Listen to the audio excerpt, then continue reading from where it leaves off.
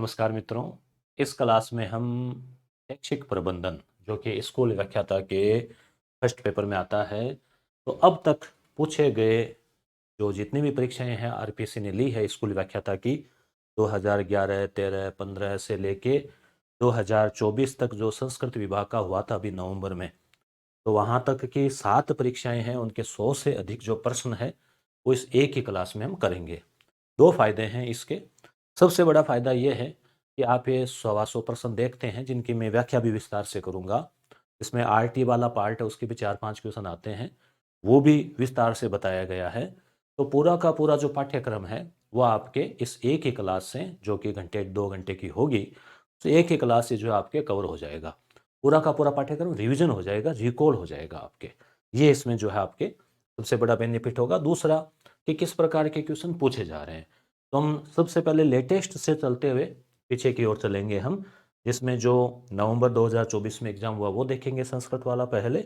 उसके बाद में फिर 22 है, फिर जैसे 20 है, 18 है, ऐसे करते करते हम जो है ये सारे जो क्वेश्चन है वो व्याख्या सहित हल करेंगे। ठीक है, तो ये क्लास निश्चित रूप से आपके लिए उपयोगी होने वाली है। तो शुरू करते हैं हम। तो सबसे पहले हम ले लेते हैं यहाँ से क्वेश्चन पहला। ये कौन सा पेपर है? 17 नवंबर को 2024 को स्कूल व्याख्याता में शैक्षिक प्रबंधन के 15 प्रश्न आए थे।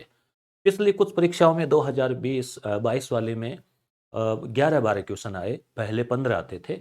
अब की बार क्या है, मनोविज्ञान को भी इसी पार्ट में डाल दिया है, तो संभावना है कि 10 क्वेश्चन यानी लगभग 20 अंक के लिए ये पार्ट महत्वपूर्ण होने वाला है। ज़्यादा लंबा चौड़ा पार्ट नहीं है, इसमें बट्टा में से बट्टा नंबर तक लाए जा सकते हैं, क्योंकि कुछ कुछ टॉपिक तो बहुत सरल और छोटे हैं, तो उनको काफ़ी कुछ कवर किया जा सकता है।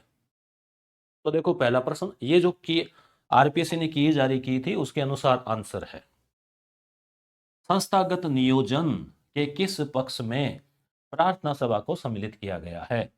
ठीक है, तो उत्तर मैंने छुपाए नहीं, साथ ही दिया था कि रिवीजन हो जाए आपकी जल्दी जल्दी। तो देखो इसमें जो सह शैक्षिक पक्ष होता है ना, देखो भौतिक पक्ष तो जैसे बिल्डिंग वगैरह आ गई, ठीक है, अभिभावक पक्ष है नहीं, और शैक्षिक पक्ष में तो पाठ्यक्रम हो गया। तो संस्थागत नियोजन यानी इंस्टीट्यूशन प्लानिंग, विद्यालय जो है उसमें प्रार्थना सभा अगर बात आ गई तो यह सह शैक्षिक है। प्रार्थना हो गया, खेल कूद हो गई, बाल सभा हो गई, अन्य प्रतियोगिताएं। ठीक है, आगे चलते हैं। पर्यवेक्षण जो इस व्यवहार पर आधारित है कि मैंने उससे ऐसा करने को कहा, तो पर्यवेक्षण आपके इसमें है टॉपिक में सुपरविजन। ठीक है, और एक है निरीक्षण, इंस्पेक्शन। ठीक है, तो दोनों में अंतर है, वो विस्तार से हमने कला सेज में समझाया है। मैंने इसकी कला सेज भी लगा रखी है एजुकेशनल मैनेजमेंट की। यस गुरु जो प्राइम ऐप है, यहाँ लिंक मिल जाएगा आपको, वहाँ पर कला सेज लगाई है पूरी कंप्लीट, और उसके नोट्स और पीवाईक्यू के व्याख्या सहित नोट्स भी वहाँ पे दिए हैं। आप चाहे वो क्लास सेज और नोट्स प्रिंट आउट ले सकते हैं। नोट्स का प्रिंट आउट नहीं निकालें तो नोट्स बना लें, और या फिर जो है ये किताब भी जो है स्कूल व्याख्याता के लिए ज्ञान सरोवर पब्लिकेशन के साथ में अपनी पहली किताब जो है ये है, और विद्यार्थियों के द्वारा बहुत इसको पसंद की जा रही है। आपके सकारात्मक अच्छे अच्छे कमेंट आते हैं, तो मुझे भी काफ़ी अच्छा लगता है कि चलो अपना प्रयास जो है वो सफल रहा। हालांकि सफल तो मैं तब मानूंगा जब आपका कमेंट आएगा सिलेक्शन का। तो इसमें भी जो है काफ़ी सारगर्भित तरीके से इसको नोट्स के रूप में सरल तरीके से प्रस्तुत करने का प्रयास किया है, एकदम सिलेबस के अनुसार टॉपिक वाइज, और लास्ट में अब तक पूछे गए प्रश्न व्याख्या सहित। इस प्रकार से करीब 180 पृष्ठ की किताब है, जिसमें प्रत्येक चैप्टर के साथ जो है वो ऑब्जेक्टिव क्वेश्चन भी है, और नई शिक्षा नीति को भी इसमें एहतियात के तौर पे शामिल किया है, कुछ उसकी कुछ जो मैटर है वो। तो पर्यवेक्षण में क्या माना है, इसमें निरंकुश पर्यवेक्षण माना है कि मैंने उससे ऐसा करने को कहा कि तू ये करो।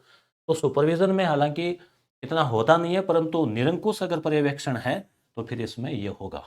ठीक है, नीचे प्रबंधन के सिद्धांत दिए गए हैं। हेनरी फेयोल, ठीक है, तो एक तो लुथर गुलिक का है पोस्ट गोर्ब, गुली से लिखा पोस्ट, गुली जानते हो ना, जैसे ये जो पेन होता है, आजकल तो देखो जमाना रहा नहीं, पहले हम छोटे थे तो इस पेन में रिफिल है, उसको मारवाड़ी में गुड़ी बोलते हैं, 50 पैसे 25 पैसे ऐसे आया करती थी। आजकल तो सारे बच्चे स्टूडेंट भी रईस हो गए, 10 रुपए का पेन लाते हैं, चाय खत्म हो गई फेंक देते हैं, नया ले आते हैं।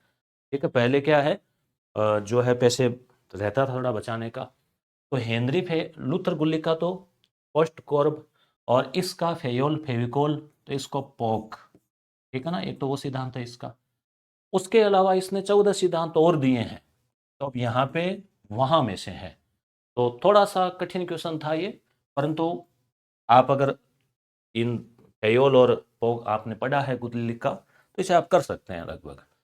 ठीक है, तो यहाँ पे ए बी डी ई है, ए बी डी ई, यानी नियंत्रण का विस्तार जो है ना, ऐसा कोई सिद्धांत इन्होंने नहीं दिया है। इन्होंने कहा है कि पारिश्रमिक वेतन, श्रम का विभाजन, कार्य विभाजन, अनुशासन और आदेश की एकता। आदेश है, निर्देश है, देने वाला एक व्यक्ति हो, अलग अलग से फिर कंफ्यूजन हो जाता है। अगला है, एक नेता लोगों के मध्य कार्य का विभाजन करता है। यह नेतृत्व के कौन से कार्य के अंतर्गत आता है?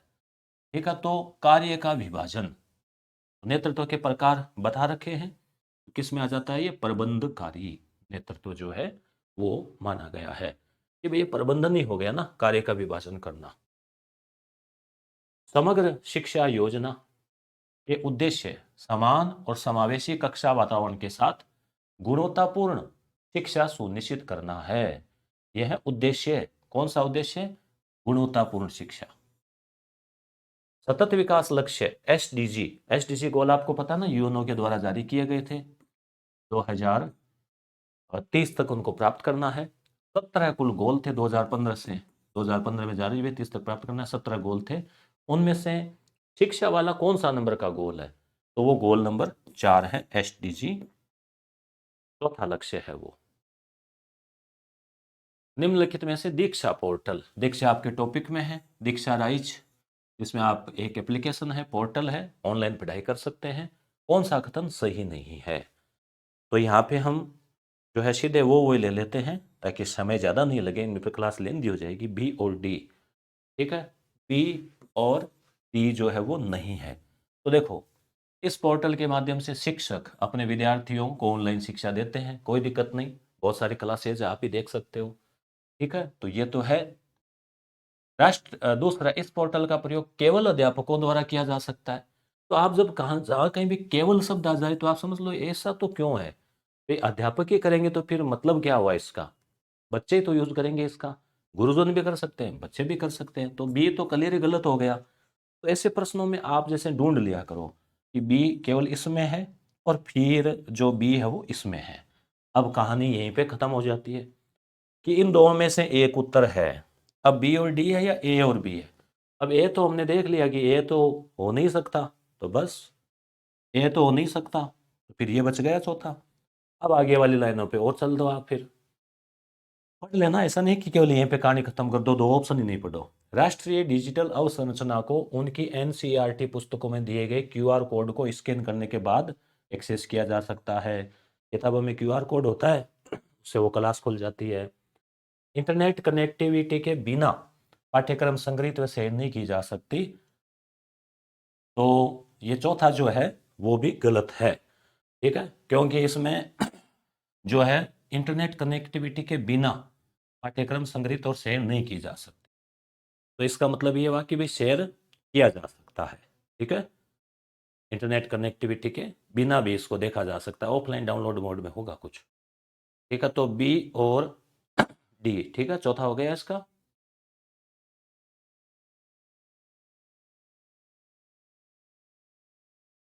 अगला देखते हैं, लूथर गुल्लिक आ गया ना, द्वारा शिक्षा प्रशासन के लिए प्रदत्त सूत्र पोस्ट कोरब में डी का क्या अर्थ है? तो डी फॉर वो डायरेक्शन, निर्देशन हो गया, डायरेक्टिंग। ठीक है, आगे, राजस्थान राज्य पाठ्य पुस्तक बोर्ड आरएसटीबी जो पाठ्य पुस्तकें छापता है, वो औपचारिक रूप से कब अस्तित्व में आया? तो एकदम सिंपल क्वेश्चन है, क्योंकि अगर आप आरएसटीपी पढ़ते हैं तो स्थापना तो आप पढ़ेंगे उसकी। तो 1 जनवरी 1974। यहाँ पे आप जैसे जैसे क्लास देखेंगे तो कई बार आपको लगेगा कि 2024 में तो प्रश्न ठीक आए हैं, जैसे ज़्यादा कठिन भी नहीं है, व्यवस्थित है।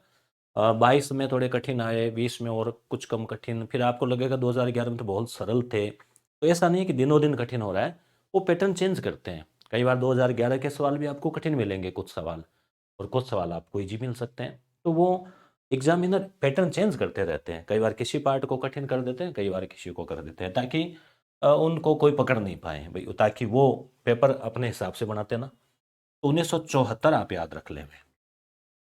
निम्नलिखित में से RSCERT जो कि उदयपुर में है, RSCERT, तो उसका प्रभाग कौन सा नहीं है? ये 6 प्रभाग है। ये जब मैंने क्लासेस लगाई थी उसमें भी बताया था, ये एग्जाम उससे पहले अपने क्लासेस हो गई थी, और इन 15 में से 13 सवाल तो हूबहू क्लास से कवर हुए थे, और एक समझ से कर सकते थे, SDG वाला नहीं था उसमें। वो नॉर्मली जीके का सवाल है वैसे तो, परंतु शिक्षा से जोड़ के पूछ लिया। ठीक है, तो RSCERT का प्रभाग नहीं है। जनसंचार, ये इसका प्रभाग नहीं है। बाकी इसकी वेबसाइट के ऊपर ये सीधे सीधे दे रखे हैं। शिक्षक शिक्षा प्रभाग है, आयोजना का है, शैक्षिक सर्वेक्षण का है। Rajasthan state open school RSOS जो है, इसमें कक्षा 10 और 12 में निर्धारित विषयों में से कितने विषयों के चयन की सुविधा होती है? इसमें कितने 17 और 21 होने चाहिए शायद, उनमें से चयन कितने करने होते हैं? 5। ठीक है। अब यहाँ आप एग्जाम में भी ये ध्यान रखना, कई विद्यार्थी कर जाते हैं ऐसे प्रश्न में, मान लो ऑप्शन 2 है 5, तो OMR में कई बार 5वां ऑप्शन आप भर दो, जैसे अपन करते हैं ना 5, तो भूल में वहाँ 5, तो ये भी सावधानी रखनी होती है एग्जाम में थोड़ी। उसके बाद में RT, अब देखो RT के 5 क्वेश्चन आए हैं यहाँ पे 11 से लेके 15 तक, तो RT को थोड़ा का आप डीप से पढ़ लेना। ठीक है, किताब में भी डीप दिया है, क्लास में भी डीप बताया है। और वैसे अब तक जो एग्जाम हुए हैं 7 एग्जाम, तो इनमें भी RT के अच्छे खासे क्वेश्चन आ गए, तो उनको भी अगर आप व्याख्या सहित पढ़ लो, जैसे मैंने आगे व्याख्या करवाई है, तो आप कवर हो जाएगा। RT अधिनियम 2009 की धारा और 1925 के अंतर्गत किए गए मान और मानक के अनुसार, यदि कोई विद्यालय जो कक्षा 1 से 5 तक संचालित है और 130 विद्यार्थी है, तो कितने अध्यापक? तो ये तो शुरू से पूछा जा रहा है ऐसा प्रश्न, ये आपको याद रखने होते हैं, तो ये हो जाएगा इस पे 5। ठीक है, यहाँ पर भी उत्तर 5, ऊपर वाले में 5 था, वे 130 पे 5, यहाँ पे वो लगभग 30 का पहाड़ा जो है वो काम करता है। निःशुल्क और अनिवार्य बाल शिक्षा का अधिकार अधिनियम 2009 को लागू करने के लिए राजस्थान सरकार ने जो नियम बनाया, देखो RT 9 बोलते हैं, भारत में 10 में लागू हुआ और राजस्थान में 2011 में लागू हुआ। तो राजस्थान ने उसमें थोड़े से संशोधन के साथ में नाम दिया राजस्थान निःशुल्क और अनिवार्य बाल शिक्षा का अधिकार अधिनियम 2011। उसके बाद में RT अधिनियम में उल्लिखित एक विद्यालय के लिए मानक एवं मानदंडों के अनुसार 6ठी से 8वीं कक्षा तक के लिए प्रति शैक्षणिक वर्ष शिक्षण घंटे भी सीधे सीधे 1 से 5 के लिए कर रखे हैं, 6 से 8 के लिए बांट रखे हैं, तो ये एक बेसिक क्वेश्चन है। तो परंतु कई बार हम क्या करते हैं, ज़्यादा डीप के चक्कर में बेसिक को हम छोड़ देते हैं या भूल जाते हैं, और वहाँ जोर नहीं लगाते, कंठस्थ नहीं करते, तो कन्फ्यूजन हो जाता है। तो बेसिक को आप जरूर अच्छे से कंठस्थ करें, ट्रिक बना के या कैसे भी। 6 से 8 के लिए 1000 है, और 1 से 5 के लिए कितने हैं? 800 शिक्षण घंटे होने चाहिए, एक जो वर्ष होता है ना, जो पूरा एजुकेशन का। राजस्थान में RT अधिनियम के अनुसार निम्नलिखित में से कौन सा कार्य विद्यालय प्रबंधन समिति SMC का नहीं है? तो देखो, अनुदान को जारी करना, अनुदान जारी SMC नहीं करेगी, बल्कि कौन करेगी? अनुदान जारी कौन करेगी? सरकार करती है। और अनुदानों को उपयोग को मॉनिटर करना, तो ये SMC का काम नहीं है। विद्यालय विकास योजना बनाना तो है, विद्यालय के कार्यकरण को मॉनिटर करना, और अध्यापक के थोड़े कर्तव्य कि भाई अध्यापक भी जो है समय पे आना वगैरह आदि, तो इस प्रकार से ये जो है तीसरा इसमें हो जाएगा। इसमें इतना जरूर होता है थोड़ा सा कन्फ्यूजन आपके, कि भाई कोई विद्यालय में प्रस्ताव लेना होता है ना, जैसे कोई निर्माण कार्य का, कोई बजट का छोटा मोटा और हो, तो उसमें SMC की अनुमति ली जाती है। परंतु अनुदान जारी करना, सब्सिडी वगैरह, तो ये या पैसे जारी करना, वो तो सरकार का काम है ना, सरकार बजट जारी करेगी। SMC तो क्या है? अभिभावकों का संघ ही तो है, अभिभावकों को मिला रखा है, वही तो है। उनकी मतलब उनकी देख रेख में काम होना चाहिए, पारदर्शी। आरटी अधिनियम में राज्य सरकार के वंचित समूह है। ये थोड़ा सा डीप क्वेश्चन था, हल्का सा। बालक से तात्पर्य क्या है कि भाई वंचित समूह में कौन से आ जाते हैं? अनाथ, युद्ध वीरांगना। तो यहाँ पे जो है 3 नंबर ए, बी और सी। ठीक है, तो अनाथ वंचित में आ जाएगा। युद्ध में वीरांगना का बच्चा है वो वंचित में आ जाएगा, यानी कोई सैनिक का। और बालक या जिसके माता पिता अथवा अभिभावक HIV या कैंसर से प्रभावित है, ये सब वंचित में आ जाते हैं। बालक या जिसके माता पिता अथवा अभिभावक कोई भी रोग से। अब इसको आप जैसे डी को आप सीधा सा भी देखोगे ना, थोड़ा सा का आप कॉमन सेंस भी लगाओ, मान लो पढ़ा हुआ नहीं है, कि बालक है खुद या उसके माता पिता है या अभिभावक है, इतने तो होंगे ना, उनमें से कोई भी रोग। अब कोई भी रोग का तो क्या मतलब हुआ कि भी शरण चल रही है, कमर दर्द है ना, तो इसका तो कोई घुटने दुख रहे हैं, तो कोई भी रोग का तो कोई परिभाषा ही नहीं हुई ना। तो डी को तो आप हटाते हो, तो फिर आपके पास में बचते हैं 3 ऑप्शन। फिर 3 ऑप्शन में थोड़ा भले कन्फ्यूजन हो जाए आपके, परंतु यहाँ भी देखो एक अनाथ है, और यहाँ जैसे मान लो पिताजी नहीं है, ठीक है, और यहाँ पे HIV या कैंसर है तो वो जाने वाली स्थिति में है। तो ये चीज़ें मिल रही है यहाँ पे, तो एक प्रकार से जो है ये वंचित समूह में माना गया है। ठीक है, अब आपको आगे की क्लासेस में और होगी, अब अगला हम देखेंगे इसमें कंटिन्यू ही 2022 वाला पेपर। और 2000 इसमें किताब में मैंने दे रखे हैं, 2024 में तो केवल ये संस्कृत वाला ही हुआ है ना, 2024 में तो यही हुआ है ना, और ये 20 में सारे किताब के पीछे दे रखे हैं बिल्कुल, है ना। हाँ, 2022, 20, 18, 16, 13, 11 इस क्रम से हम देखेंगे और पूरी विस्तार से। पुस्तक अगर आप ऑनलाइन ऑर्डर करना चाहें तो ये ऑनलाइन डिलीवरी वालों के नंबर है, आप इसमें इस नंबर पे आप ऑर्डर भी कर सकते हैं, या फिर कोई नज़दीकी पुस्तक भंडार से ले सकते हैं। अब हम देखते हैं 2022 वाला पेपर। थोड़ा सा और बता देते हैं आपको, ये यस गुरु प्राइम ऐप है, इसका लोगो है प्ले स्टोर से, आप इसको डाउनलोड कर सकते हैं या लिंक से। फिर इसी में आपको स्कूल व्याख्याता के लिए कंप्लीट कोर्स भी मिलेगा, तो अभी भी आप आराम से 2 से ढाई महीने में कवर कर सकते हैं, इतना पॉइंट टू पॉइंट पढ़ाया हुआ है। और इसमें टॉपिक वाइज भी है, आप जैसे चाहें ना कि भाई केवल आप पर्टिकुलर यहाँ पे आप टच करेंगे तो आपको इसके अंदर, या फिर स्टोर से, फिर उसमें अगर आप चाहें कि भाई केवल आपको इंग्लिश या केवल साइंस, केवल मैथ, केवल इंडियन हिस्ट्री, केवल जैसे मान लो राजस्थान का भूगोल, जो भी पढ़ना, तो अलग अलग पार्ट भी हमने इसके कर रखे हैं, वो भी आप देख सकते हैं। साथ ही अपना टेलीग्राम चैनल है जहाँ पे डेली टारगेट भी मिलता है आपको, 22,000 हो गए हैं इस पर, और डेली जो है आपको जो है यहाँ पे करंट अफेयर वगैरह के मिलते हैं। एक ये और है टेस्ट सीरीज के लिए यस गुरु एप्लीकेशन, जहाँ पे आप स्कूल व्याख्याता के अलग अलग पार्ट वाइज टेस्ट भी दे सकते हैं, प्रत्येक में 15, 20, 25, 30 ऐसे करके करीब 200 टेस्ट हैं, और 6,000 के आसपास पर्सन है। आप जरूरी नहीं कि सारे लो, आप जैसे एक एक पार्ट ले सकते हो, जो जो आपको आवश्यकता हो, जिस चीज़ की प्रैक्टिस की जरूरत हो, जैसे भारतीय राज्य व्यवस्था, इतिहास, हिंदी, इंग्लिश, राजस्थान का भूगोल, मनोविज्ञान, राजस्थान का इतिहास, इस प्रकार से अलग अलग इसके पार्ट जो है वो भी हमने इसमें बना रखे हैं। ठीक है, अब हम देखते हैं अगला पॉइंट। नमस्कार, स्वागत है आपका एक बार फिर से।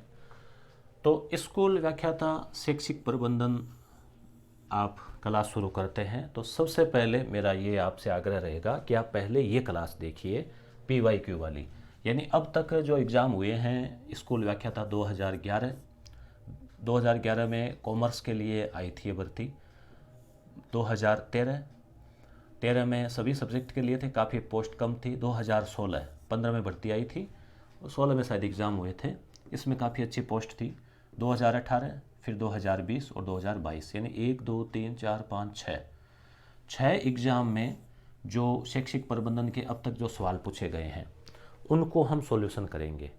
तो इससे क्या फ़ायदा होगा? इससे ये फ़ायदा होगा कि एक तो आपका माइंड सेट वैसा ही बन जाएगा कि आपको पता लग जाएगा कि किस किस टॉपिक से कैसे कैसे सवाल पूछे गए हैं, कितने गहराई से पूछे गए हैं और किस टाइप से पूछे जा रहे हैं।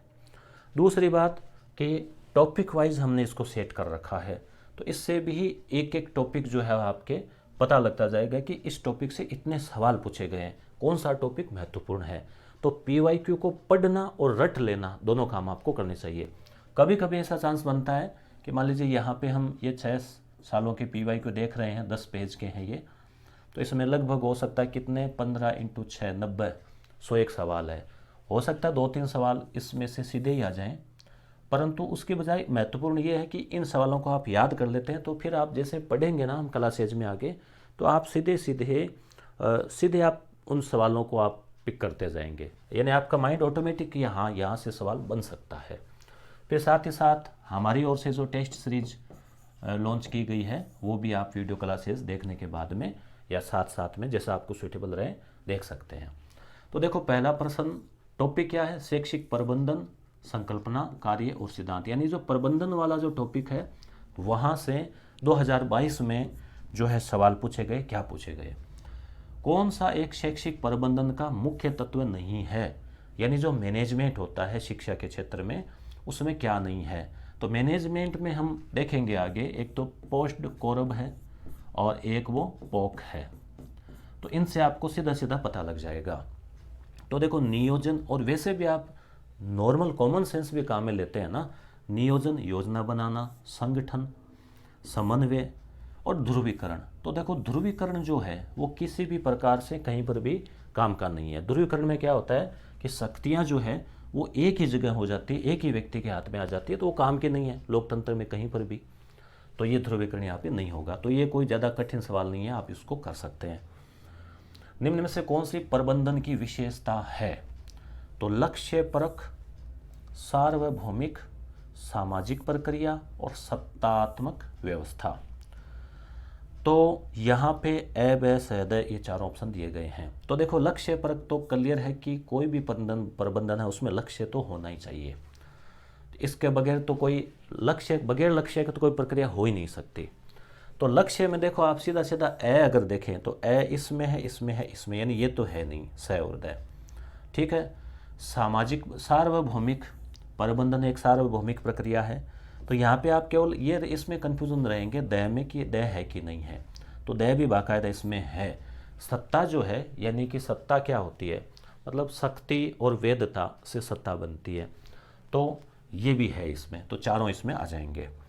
निम्नलिखित में से कौन सा शैक्षिक प्रबंधन से संबंधित नहीं है, तो 2022 में देखो शैक्षिक प्रबंधन का ये सवाल और पूछा गया। तो विद्यालय संगठन, गतिविधियों की योजना, प्रणाली नियंत्रण, तो यहाँ पर भी तीनों ही इसमें आ जाते हैं कि विद्यालय संगठन भी है, गतिविधियों की योजना भी है और प्रणाली नियंत्रण भी है। अब ये सवाल जैसे आप वीडियो क्लासेस देख लेंगे और आप थोड़ा सा पढ़ लेंगे तो ज़्यादा आपको कठिन नहीं लगेंगे। अब हेनरी फेयोल का जो है कि प्रबंधन में शामिल नहीं है, तो प्लानिंग, ऑर्गेनाइजेशन वो सब इसका था ना, तो इसमें देखो बजट निर्माण, यानी बजट कहीं पर भी उसमें नहीं आ रहा। जबकि लुथर गुलिक की हम बात करें, ये अभी आपको, आप नए हैं तो थोड़ा सा कठिन नाम लग सकता है, बाकी 2-3 नाम याद रखने, ज़्यादा इसमें आपको याद नहीं रखना, तो उसमें बजटिंग भी आ जाता है पोस्ट कोरम में। तो हेनरी फेयोल में जो है उसमें नहीं है, इसके भी हम ट्रिक से भी आपको याद करवा देंगे, ठीक है। तो बजट निर्माण इसमें नहीं है, क्लियर। शैक्षिक प्रबंधन के कार्यों में सम्मिलित हैं या है, तो बजट निर्माण, आलेखन, निर्णय, नियंत्रण। तो देखो यहाँ पूछा है हेनरी फेयोल का, तो हेनरी फेयोल वाले में नहीं है, मगर ओवरऑल अगर हम बात करें शैक्षिक प्रबंधन, आप सोचिए कि आप स्कूल में हो, आप प्रिंसिपल हैं, आपको शिक्षा का प्रबंधन करना है, या हम बड़े स्तर पे देखें कि भाई कोई संगठन है, निदेशालय है या और है, तो प्रबंधन के कार्यों में क्या क्या सम्मिलित है। तो देखो बजट तो चाहिए, बिना बजट के जो कोई भी योजना लागू कैसे होगी। आलेखन, उसका लेखा जोखा, निर्णय भी लेना पड़ता है प्रबंधन में कि कितना खर्चा करना है, क्या प्रोग्राम करना है, और नियंत्रण भी रखना पड़ता है, चाहे वो बजट पे हो, चाहे वो स्टाफ पे हो, वो सब भी होता है। तो यहाँ पर क्या आ जाएगा, 5वां, इधर इसमें बी, ए सैदा चारों आ जाएंगे। तो यहाँ पे आपने क्या देखा कि 2022 में 1, 2, 3 और 4 और यानी 5 सवाल जो है प्रबंधन वाले टॉपिक से पूछ लिए गए हैं। अब ज़रूरी नहीं है कि 2024 में 5 सवाल इससे पूछें, मगर संभावना ये बन जाती है कि 3 से लेके 5 सवाल आराम से यहाँ से पूछे जाएंगे इस यूनिट से। और आपको ये भी पता चल गया कि किस प्रकार की कठिनाई का स्तर, कोई ज़्यादा कठिन नहीं है, आपको थोड़ा सा कॉन्सेप्ट समझना है। अगला है निम्नलिखित में से कौन सी एक प्रबंधन की प्रकृति नहीं है, ठीक है। अब ये 2020 में पूछा गया, यही प्रबंधन वाला टॉपिक है। तो प्रबंधन एक कला है, बाकायदा प्रबंधन कला है। प्रबंधन एक भौतिक विज्ञान है। देखो प्रबंधन कला है, प्रबंधन चलो विज्ञान भी मान लिया, पर भौतिक या रसायन ऐसा नहीं है। तो साफ साफ दिख रहा है प्रबंधन एक सामाजिक जिम्मेदारी है, बाकायदा समाज के लोगों को लेके सबको चलना पड़ता है, और एक सार्वभौमिक प्रक्रिया है, यानी हमेशा होने वाली है, होती है, सदियों से होती आ रही है, होती रहेगी, सब जगह होती है। प्रबंधन मैनेजमेंट व्यवस्था तो करनी पड़ती है ना, घर का मुखी है उसको घर की व्यवस्था करनी पड़ती है, गृहिणी है उसको किचन और घर की व्यवस्था, ऐसे ही स्कूल का प्रिंसिपल है उसको स्टाफ बच्चों की व्यवस्था। तो आप प्रबंधन मतलब मैनेजमेंट, तो कोई भी प्रकार का मैनेजमेंट है, चाहे वो होटल का हो, चाहे वो शादी ब्याह का मैनेजमेंट हो, प्रोग्राम का मैनेजमेंट हो, 15 अगस्त 26 जनवरी हो, तो आप नॉर्मली आप उसको जोड़ के देखेंगे तो आपके समझ में ये चीज़ आ जाएगी। शैक्षिक प्रबंधन व प्रशासन के लिए लुथर गुलिक, अब यहाँ पे दो ही विद्वानों के अब तक पूछे गए हैं। तो लुथर गुलिक का सिद्धांत है पोस्ट कोरब, तो इसमें डी अक्षर का क्या अर्थ है, तो इसकी हम ट्रिक भी बताते हैं आपको। जैसे पोस्ट कार्ड हुआ करता था पुराना ज़माना तो नहीं, कुछ सालों पहले तक, अब तो उसका ज़माना नहीं रहा, वो 20-25 पैसे का ऐसे कुछ आता था पोस्ट कार्ड। और एक पेन के अंदर हम डालते हैं रिफिल, जिसको मारवाड़ी में हम गुली बोलते हैं, गुली, पेन के अंदर जो रिफिल, तो गुली से पोस्ट कार्ड लिखा, ऐसे आप याद रख सकते हो, लुथर गुलिक पोस्ट कार्ड, है ना। तो कोई भी और भी ट्रिक से आप याद रख सकते हो कि ये फार्मूला किसका है। फिर ये प्लानिंग, ऑर्गेनाइजेशन, स्टाफिंग, डायरेक्शन, ये सब हम इसमें देखेंगे। तो डी का मतलब ये 8 तो 8 नहीं 7 ये कोऑपरेशन है, तो इतनी चीज़ें आपको याद रखनी है। तो ये रिपोर्टिंग और बजटिंग, तो डी का मतलब यहाँ पे डायरेक्शन होता है, यानी कि नियंत्रण, ठीक है। तो ये भी सरल ही सवाल है, कठिन नहीं है। हेनरी फेयोल, देखो हेनरी फेयोल का 22 में भी आया और यहाँ पर 18 में भी आया। तो हेनरी फेयोल का आपको सीधा, फेयोल मतलब फेविकोल, तो फेविकोल आप POCCC इतना ही आपको याद रखना है। तो इसमें जो है बजट निर्माण, अब ये देखिए ये सवाल हूबहू इसी प्रकार से 18 वाला जैसा ही अभी यहाँ पे आया था बजट निर्माण का, ये देखो 22 में। तो आप यहाँ पे क्या समझ रहे हैं कि ज़्यादा आपको टेंशन लेने की आवश्यकता नहीं है, बस पूरा सिलेबस पढ़ लेना है, बेसिक चीज़ें तो कंठस्थ कर लेनी है, बाकी थोड़ी सी डीप चीज़ों को थोड़ा हल्की नज़र से उनको देख लेना है। कौन सा शैक्षिक प्रबंधन से संबंधित है, तो शैक्षिक प्रबंधन से संबंधित है और नहीं है, ये आपको ज़रूर थोड़ा सा नज़र डालना है। तो विद्यालय संगठन, गतिविधियों से योजना, प्रणाली तंत्र, सभी विकल्प। तो देखो विद्यालय संगठन हो गया, गतिविधियां हो गई, प्रणाली यानी पूरा सिस्टम ये भी हो गया। शैक्षिक संस्थाओं की दीर्घकालीन निर्णय योजना का सर्वाधिक प्रभावी उपागम निम्नलिखित पर आधारित होगा, यानी दीर्घकालीन योजना है निर्णय की, तो उसमें क्या ठीक रहेगा, स्पष्ट और साझा दृष्टि, आर्थिक पक्ष, उपयुक्त प्रक्रिया, परिणामों पर बल और परिपक्व टीम।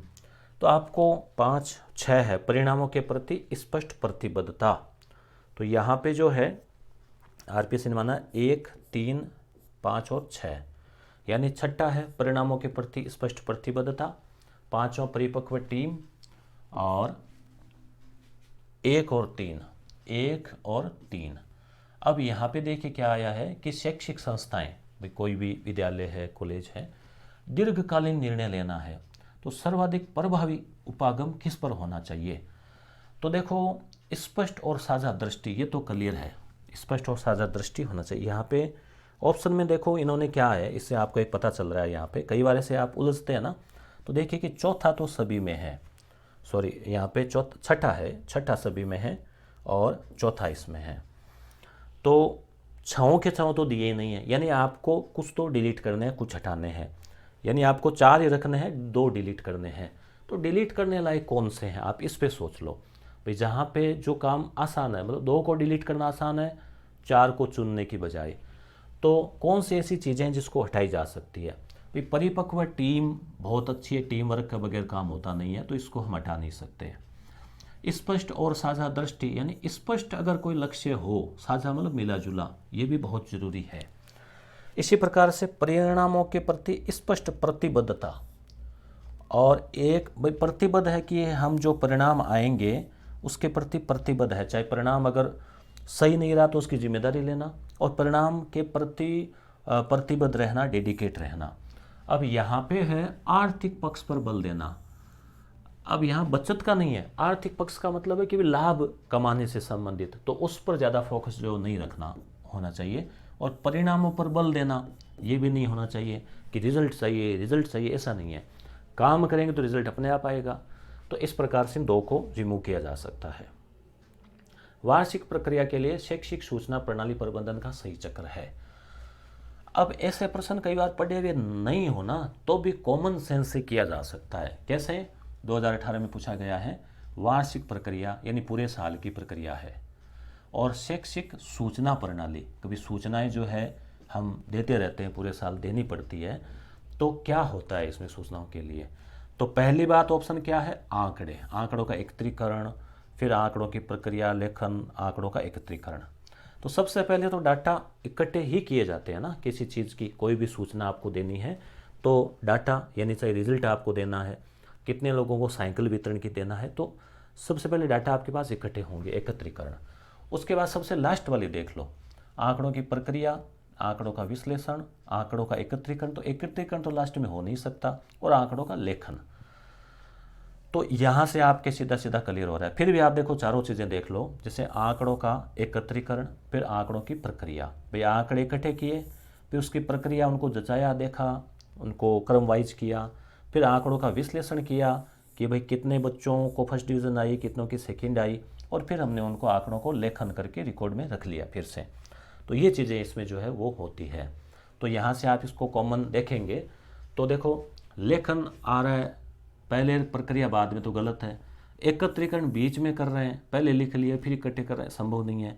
प्रक्रिया एकत्रीकरण लास्ट में करें। तो आप थोड़ा इसमें सोचेंगे ना ठंडे दिमाग से, तो ऐसे सवाल आप कर सकते हैं। अब ये पोस्ट गौर फिर से आ गया, किसने दिया? एकदम सिंपल सवाल, किसने दिया? तो पोस्ट गार्ड लिखो गुली से। तो ऐसे मैंने ट्रिक बताई आपको, तो आप लुथर गुलिक और उर्विक। कौन सा एक सही है? शिक्षा प्रबंधन अध्यापकों के उन प्रयासों के मॉनिटरिंग की यह प्रक्रिया जिनके द्वारा अपने विद्यार्थियों को इस योग्य बना सकें कि, तो क्या बना सकें? कि वे देश के लिए उपयोगी नागरिक बन सकें। अब ये सवाल 2011 का है, इजी है, शुरुआती लेवल का है, शिक्षा प्रबंधन का है। जीवन में अच्छा व्यवसाय कर सकें, अच्छे अंक प्राप्त कर सकें। तो देखो अच्छे अंक का तो कोई महत्व देता ही नहीं है, अंक है मगर ये केवल टारगेट नहीं है कि उन्हें पूर्व में प्राप्त नहीं था। तो देखो उपयोगी नागरिक, इससे बढ़कर और कुछ बात है नहीं, सबसे बेस्ट बात है इसमें, तो आपको ये चुनना है। तो ये हुआ अपने शैक्षिक प्रबंधन। तो प्रबंधन में आपने फिर से आप दिमाग में रिपीट कीजिए कि हेनरी फेयोल का पूछा गया है और लुथर गुलिक का पूछा गया है, वो भी सिंपल। उसके अलावा कुछ कॉमन सवाल पूछे गए हैं, और कुछ जैसे हम प्रबंधन को और पढ़ लेंगे, प्रबंधन के सिद्धांत वगैरह, और तो आपके समझ में आ जाएगी चीज़ें। अब अगला है शैक्षिक निरीक्षण और पर्यवेक्षण। इससे संबंधित क्या सवाल पूछे गए हैं? निम्नलिखित में से कौन सी शैक्षिक पर्यवेक्षण की विशेषता नहीं है? शैक्षिक पर्यवेक्षण में क्या होता है कि चाहे वो संस्था प्रदान हो, वो करते हैं, बड़े अधिकारी करते हैं कि भाई क्या प्रक्रिया जो है वो चल रही है, क्या हो रहा है। तो मैत्रीपूर्ण और प्रजातांत्रिक विशेषता नहीं हमें ढूंढनी है। तो देखो लोकतांत्रिक, प्रजातांत्रिक शब्द कहीं भी आए तो ये स्वाभाविक है कि आज के समय की मांग है। और पर्यवेक्षण मैत्रीपूर्ण होना चाहिए, ऐसे कोई खतरनाक तरीके से नहीं होना चाहिए। फिर है औपचारिक मात्रा में, एक फॉर्मेलिटी बना के आए बस, हाँ ठीक है, ओके, तो वो है नहीं। तो ये नाम से सीधे यही पता चल रहा है कि ऐसा नहीं होना चाहिए। अगला और देख लो, चारों ऑप्शन देखने चाहिए, पढ़ने चाहिए आपको, भले ही जो है इसमें आपके सवाल यहीं पहले क्लियर हो जाए।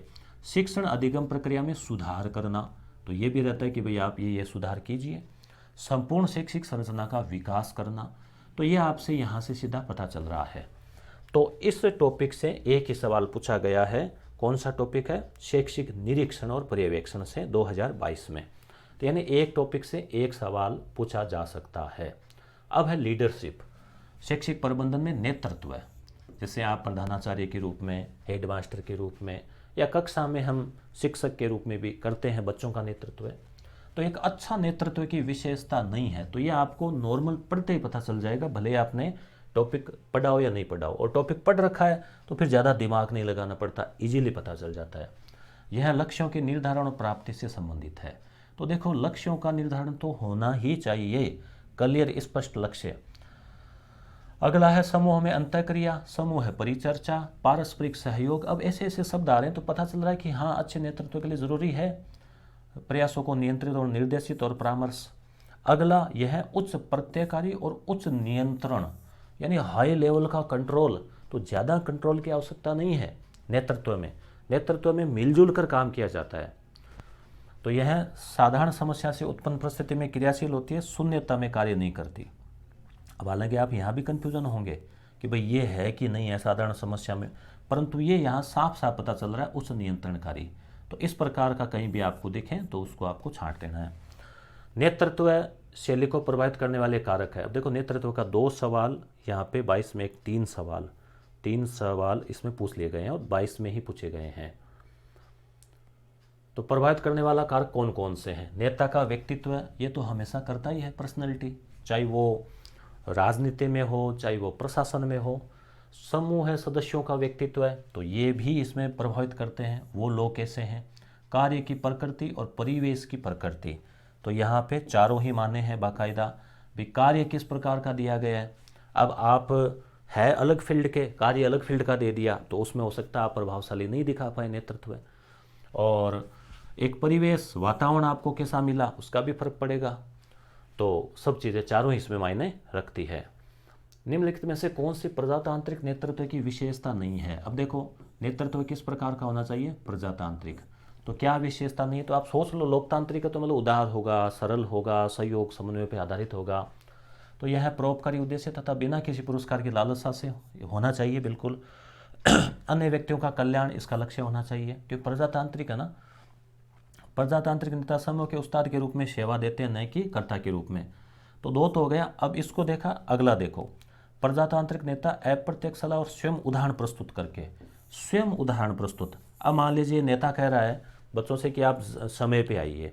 नेता का मतलब यहाँ वो नेता नहीं है कि जो चुनाव लड़ रहे हैं, यहाँ नेतृत्व प्रिंसिपल भी करता है, नेतृत्व शिक्षक भी करता है। बच्चों को कह रहे हैं कि आप समय पे आइए, तो शिक्षक खुद आ रहे हैं। बच्चों को कह रहे हैं कि आप गुटखा मत खाइए, तो खुद नहीं खा रहे हैं, स्वयं उदाहरण दे रहे हैं। ठीक है, तो सुबह जल्दी उठिए, योगा कीजिए, स्वयं अगर उदाहरण देके प्रस्तुत कर रहे हैं तो वो तो एक बहुत शानदार उदाहरण होता है, सबसे ज़्यादा प्रभाव उसी का पड़ता है। तो ये तो है ही। अब यहाँ पे आपके ये लाइन अगर समझ में नहीं आ रही है तो भी आप इसको छांट सकते हैं, टिक लगा के। अब इसमें क्या है? नेता समूह के उस्ताद के रूप में सेवा देते, न कि कर्ता के रूप में, यानी खुद को एक उस्ताद एक्सपर्ट मान के सेवा दे रहे हैं, तो ये इसमें स्वीकार नहीं है। बल्कि समकक्ष मानते हुए ही जो उसको नेतृत्व करना चाहिए, खुद को बराबरी। खुद को अगर बड़ा मान लिया तो फिर टीम जो है, टीम भावना से काम नहीं होगा। तो यहाँ पे आपने क्या देखा कि 3 सवाल जो है 2022 में ही इस टॉपिक से पूछे गए हैं। तो इसलिए नेतृत्व वाले टॉपिक को भी आपको मान के चलिए कि 1 या 2 सवाल तो पक्का इसमें से आएगा। अब है SIERT, ये भी महत्वपूर्ण है, शैक्षिक अनुसंधान प्रशिक्षण परिषद। तो अब यहाँ से भी 2022 में 1, 2, 3 सवाल पूछे गए हैं। तो इसमें देखिए जैसे RSCERT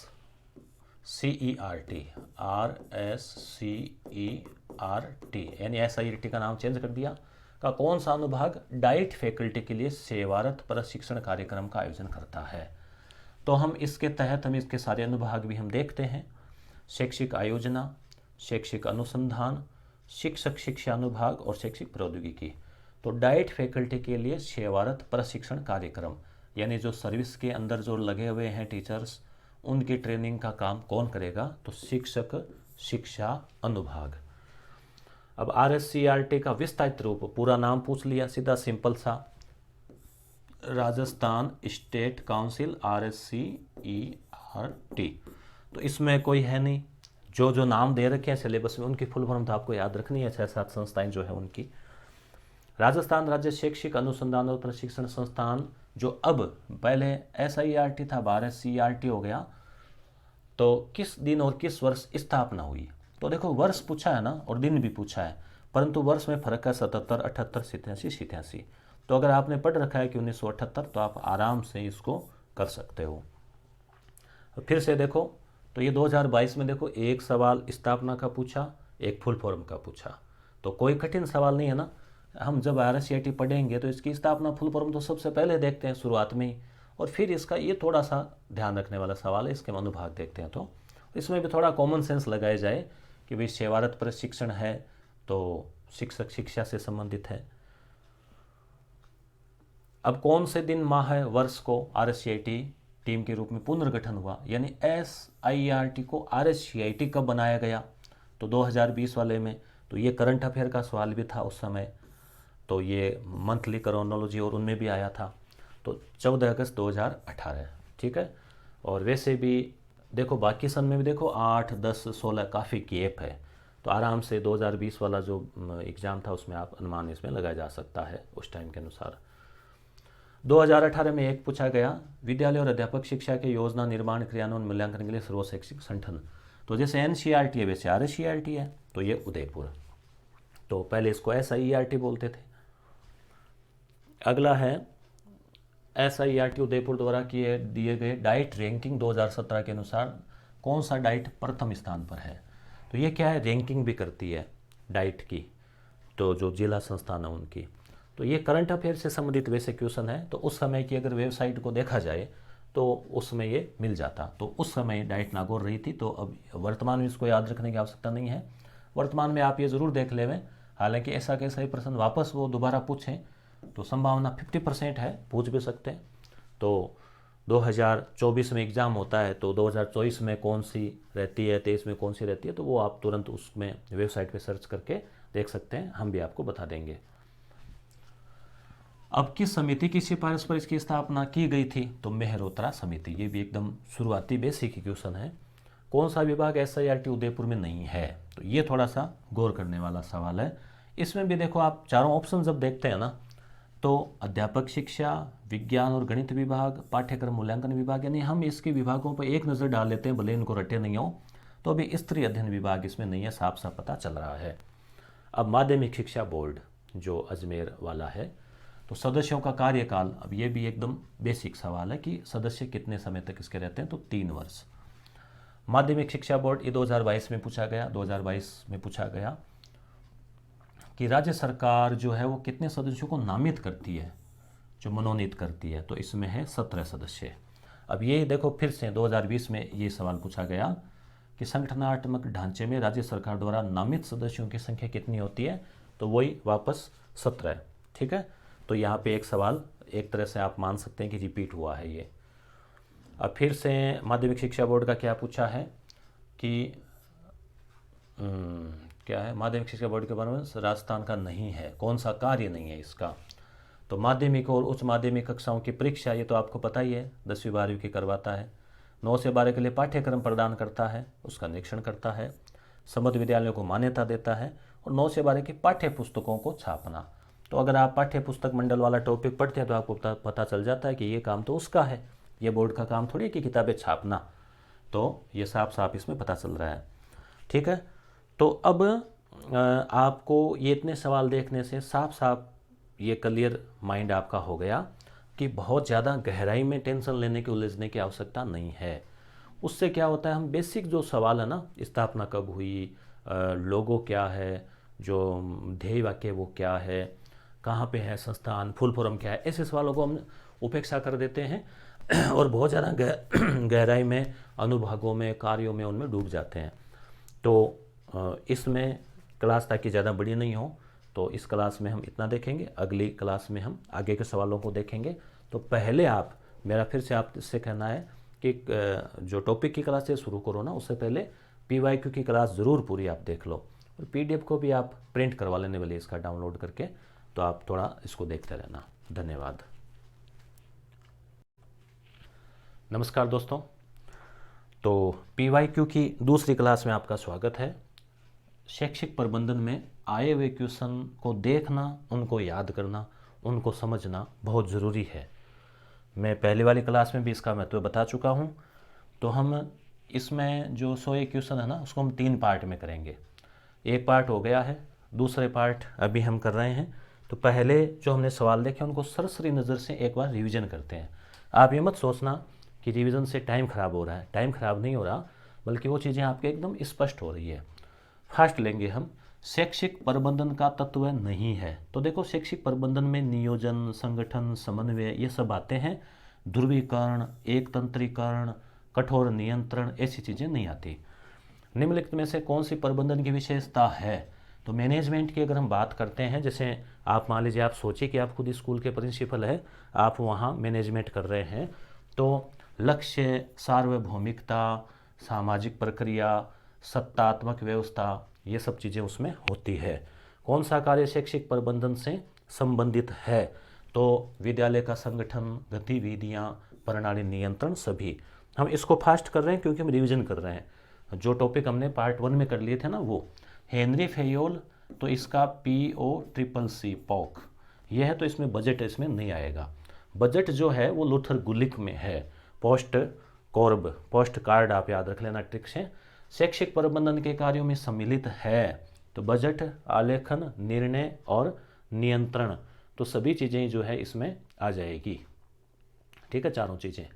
शैक्षिक प्रबंधन की प्रकृति नहीं है तो भौतिक विज्ञान नहीं है। केवल विज्ञान होता तो मान लेते कि कला भी है, विज्ञान भी है, मगर अलग से कोई रसायन भौतिक ऐसा नहीं है। फिर भौतिक विज्ञान है तो फिर वो खुद क्या है भौतिक विज्ञान। पोस्ट कॉर्ब, डी मतलब है डायरेक्शन, यानी कि निर्देशन, डायरेक्शन निर्देशन। प्रबंधन के कार्य में नहीं है सम्मिलित, तो किसके अनुसार? हेनरी फेयोल के अनुसार। हम ये जिक्र कर चुके हैं कि यहाँ फेयोल का प्रश्न आया, यहाँ आया, अभी हम केवल इसमें रिवीजन कर रहे हैं। तो बजट निर्माण, यानी आपको क्वेश्चन देखते उत्तर याद आ जाना चाहिए सीधा सीधा। कौन सा कार्य शैक्षणिक प्रबंधन से संबंधित नहीं है? तो संबंधित है, तो तीनों ही हैं, विद्यालय संगठन, गतिविधियां और प्रणाली नियंत्रण। शैक्षिक संस्थाओं की दीर्घकालीन निर्णय योजना का सर्वाधिक प्रभावी उपागम किस पर आधारित होना चाहिए? तो इसमें वो 5-6 पॉइंट थे, तो एक तो हम आर्थिक पक्ष को छोड़ देंगे और एक केवल परिणामों पर बल देने को छोड़ देंगे। बाकी स्पष्ट और साझा दृष्टि, उपयुक्त प्रक्रिया, परिपक्व टीम, ये सब आएगा। परिणामों के प्रति प्रतिबद्धता जो है वो तो होनी चाहिए कि भाई हमें रिजल्ट देना है। वार्षिक प्रक्रिया के लिए शैक्षिक सूचना प्रणाली प्रबंधन का सही चक्र है, तो सबसे पहले डाटा इकट्ठे किए जाते हैं और सबसे लास्ट में डाटों का लेखन होता है, उनको नोट किया जाता है। प्रबंधन का पोस्ट कॉर्ब तो लूथर गुलिक का और उर्विक का है। और यहाँ पे मॉनिटरिंग की प्रक्रिया है, विद्यार्थी इस योग्य बन सके कि देश के उपयोगी नागरिक बन सके, सिंपल क्वेश्चन है। शैक्षिक निरीक्षण पर्यवेक्षण का एक ही प्रश्न आया 22 में कि शैक्षिक पर्यवेक्षण की विशेषता नहीं है। तो देखो ऐसे शब्द है ना, प्रजातांत्रिक, मैत्रीपूर्ण, तो ये नाम से देख से ही पता चल रहा है, देखते ही कि हाँ भाई ये चीज़ें तो होती है। और एक चीज़ इसमें ध्यान रखना, यहाँ पे हम जो कवर कर रहे हैं क्वेश्चन, तो ये लगभग 20 से लेके 30 मार्क्स का मैटर है। इसमें 10 से लेके 15 क्वेश्चन के बीच आएंगे। और संस्कृत शिक्षा विभाग की भी आ रखी है, स्कूल लेक्चरर, और सामान्य शिक्षा की भी आएगी। तो मायने रखता है ये मैटर आपके लिए, जिसमें 10 से लेके 15 क्वेश्चन जो है वो आते हैं। ठीक है, तो यहाँ पर जो है आपको अपना प्रयास रहेगा कि ज़्यादा से ज़्यादा क्वेश्चन कवर हो। आप विश्वास रख सकते हैं कि जितने भी सोर्सेज है उन सब से तैयार करके ये क्लास तैयार की है, तो आपको अन्य कहीं पर भी किसी सोर्स को देखने की आवश्यकता पड़ेगी नहीं, इतना कुछ कवर करवा देंगे। आपके पास समय है, आप देख सकते हैं। बाकी मेरा प्रयास रहेगा कि यहाँ से लगभग 90% से ऊपर कवर हो जाए, कोई एक आधा प्रश्न बाहर चला जाए, बाकी कवर हो जाएंगे। ये ऊपर वाले की माँ सरस्वती की कृपा रही है और आगे भी जो है आशीर्वाद मिलता रहेगा ईश्वर का। शैक्षिक प्रबंधन में नेतृत्व शैलियाँ, तो यहाँ पे देखो वो उत्तर था औपचारिक मात्र, नाम से पता चल रहा है कि केवल फॉर्मेलिटी का काम नहीं है ना। तो इसमें शैक्षिक प्रबंधन में आपको क्या ध्यान रखना है, कुछ एक चीज़ें तो आती है फैक्ट वाली, 50% फैक्ट मान लो, जैसे SIRT है तो उसकी फुल फॉर्म, उसकी स्थापना कब हुई, इस टाइप की चीज़ें। और फिर जैसे उसके कार्य क्या है, तो वहाँ पे थोड़ा आपको कॉमन सेंस काम में लेना है। प्रश्नों के करने के तरीके को आप समझ जाएंगे ना, तो भी आपके 2-3 सवाल तो वैसे ही सही हो जाते हैं। अब जैसे एक अच्छे नेतृत्व की विशेषता नहीं है, तो यहाँ पे देखिए उच्च प्रत्ययकारी, उच्च नियंत्रणकारी, ये हो गया। नेतृत्व शैली को प्रभावित करने वाले कारक तो ABCD चारों ही है। नेता का व्यक्तित्व है, उसके जो सदस्य है उनका व्यक्तित्व है, कार्य कैसा मिला और वातावरण कैसा मिला। तो यहाँ से आपके थोड़े थोड़े टॉपिक भी रिवीजन हो रहे हैं। प्रजातांत्रिक नेतृत्व की विशेषता नहीं है, तो देखो परोपकारी तो है। अब ये देखो जो नाम है ना परोपकार, परोपकार का मतलब क्या होता है, दूसरे लोगों का कल्याण। तो यही बात दूसरे ऑप्शन में आ गई, अन्य व्यक्तियों का कल्याण। तो दोनों चीज़ें तो सेम ही हो गई। यहाँ पे सीधा सीधा पता चल रहा है स्वयं को उदाहरण प्रस्तुत करके तो ये भी है, तो ये सीधा सीधा नहीं है। अब जो RSCERT यानी पहले नाम था SIERT, अब जैसे NCERT है तो वैसे ही अब RSCERT इसको कर दिया है। NCERT की तर्ज पर RSCERT कर दिया है। तो RSCERT का कौन सा अनुभाग डाइट फैकल्टी के लिए सेवारत प्रशिक्षण, सेवारत का मतलब जो टीचर लगे हुए हैं गवर्नमेंट जॉब में, तो शिक्षक शिक्षा नाम से पता चल रहा है अनुभाग। अब इसका पूरा नाम पूछ लिया यहाँ पे, तो यहाँ देखो आप ध्यान रखो, एक क्वेश्चन फुल फॉर्म का आता है, लगभग 15-20 एक फुल फॉर्म है जो आपको याद करनी है, वो अलग से है क्लास में हम और देख लेंगे। तो यहाँ पे जो है Rajasthan state council of education research and training, ठीक है। दूसरा option Rajasthan state council of educational और एजुकेशन। इसमें वो दो टाइप से कंफ्यूज करते हैं आपको, एक तो ऑफ और कई जगह फोर दे देते हैं। तो यहाँ पे ऑफ है, बाकी 2-3 में फोर भी आएगा, ठीक है। तो एजुकेशन और एजुकेशनल, तो एग्जाम में उत्तर करते समय आपको इस चीज़ की बहुत सावधानी बरतनी है। हल्की सी चूक जो है, जल्दबाजी, उतावलापन, वो नुकसान करवा सकता है। देखो एजुकेशन तो मतलब होता है शिक्षा, एजुकेशनल यानी शैक्षणिक, तो शैक्षणिक ही होता है नाम। जो NCERT है उसका भी एजुकेशनली है, ठीक है, रिसर्च। तो ये आपको ध्यान रखना है कि ऑफ ही होगा, ठीक है, काउंसिल ऑफ एजुकेशन रिसर्च। आप ऐसे याद रख सकते हैं इसको ट्रिक से कि जैसे जो एजुकेशनल रिसर्च है ना, ये ऑफ, अब ऑफ कर दिया, अभी पहले हम कर रहे थे, अब एक बार रेस्ट कर रहे हैं, ऑफ कर दिया एजुकेशनल रिसर्च, तो आपको याद रह जाएगा लास्ट वाला। इसकी स्थापना कब हुई? जो SIERT है वो भारत जाना जाता है, 2022 का आया हुआ क्वेश्चन है। तो 1978, 11 नवंबर का मतलब 11वां महीना होता है 78, ठीक है। और यहाँ पे वापस वही आ गया, नहीं हाँ ये है कि भाई जो SIERT है उसको RSCERT के रूप में कब से जाना जा रहा है? तो 2018 की बात है, 14 अगस्त। ये तारीख वगैरह याद रखनी होती है ना, तो आप इसे याद रखा करो, महत्वपूर्ण तारीख से जोड़ लिया करो। जैसे 15 अगस्त है, तो 15 अगस्त जो है वो स्वतंत्रता दिवस है, तो आप सोच लो उससे एक दिन पहले। और बात कब की है? 18 की। 18 से हम और भी चीज़ें याद रखेंगे, महत्वपूर्ण चीज़ें। तो 18 में जैसे शमसा हम पढ़ेंगे, तो 18 में कई महत्वपूर्ण घटनाएं घटी थी। फिर 19 में तो क्या कोविड आ गया था, तो 19 में कोई खास जो है काम, 19 तो नहीं, वो 19 लास्ट में आया था, तो 20 में कई घटनाएं कोविड से जुड़ी हुई है। अगला है सर्वोच्च शैक्षणिक संगठन कौन सा है? राजस्थान में विद्यालय अध्यापक शिक्षा के योजना के निर्माण, क्रियान्वयन, मूल्यांकन के लिए। तो देखो राजस्थान का सबसे, जैसे भारत में NCERT है तो वैसे ही राजस्थान में RSCERT का महत्व है, चाहे वो मूल्यांकन का हो, योजना का हो, तो ये आपको ध्यान रखना है, ठीक है। अगली चीज़ कि ये जो डाइट को रैंकिंग कौन देता है? जिला स्तर के जो संस्थान है, यानी स्कूलों के डाटा डाइट के पास आते हैं, तो जो जिला अच्छा काम कर रहा है, अग्रणी है, तो उसकी रैंकिंग में फर्स्ट आता है। तो ये रैंकिंग जारी कौन करता है? ये क्वेश्चन भी बन सकता है कि भाई डाइट को रैंकिंग कौन संस्थान जारी करता है? तो ये SIERT, जब क्वेश्चन 18 का है, अब 22 में या अब 24 में क्वेश्चन आएगा, तो ये SIERT नाम ना आके क्या आएगा? RSCERT, ठीक है। तो डाइट नागौर इसमें मिला था, ये अब आपको उस समय लेटेस्ट देखना होगा। मेहरोत्रा समिति की सिफारिश पर इसका गठन हुआ। तो देखो एक तो इसकी फुल फॉर्म का क्वेश्चन आ गया, 1 साल इसकी स्थापना का आ गया, 1 साल समिति का आ गया कि समिति, तो क्वेश्चन इसी प्रकार से घूमते हैं आसपास के। SIERT उदयपुर में नहीं है, कौन सा विभाग? तो इसके विभाग हम देखेंगे तो आपको पता चल जाएगा, ये वाला नहीं है।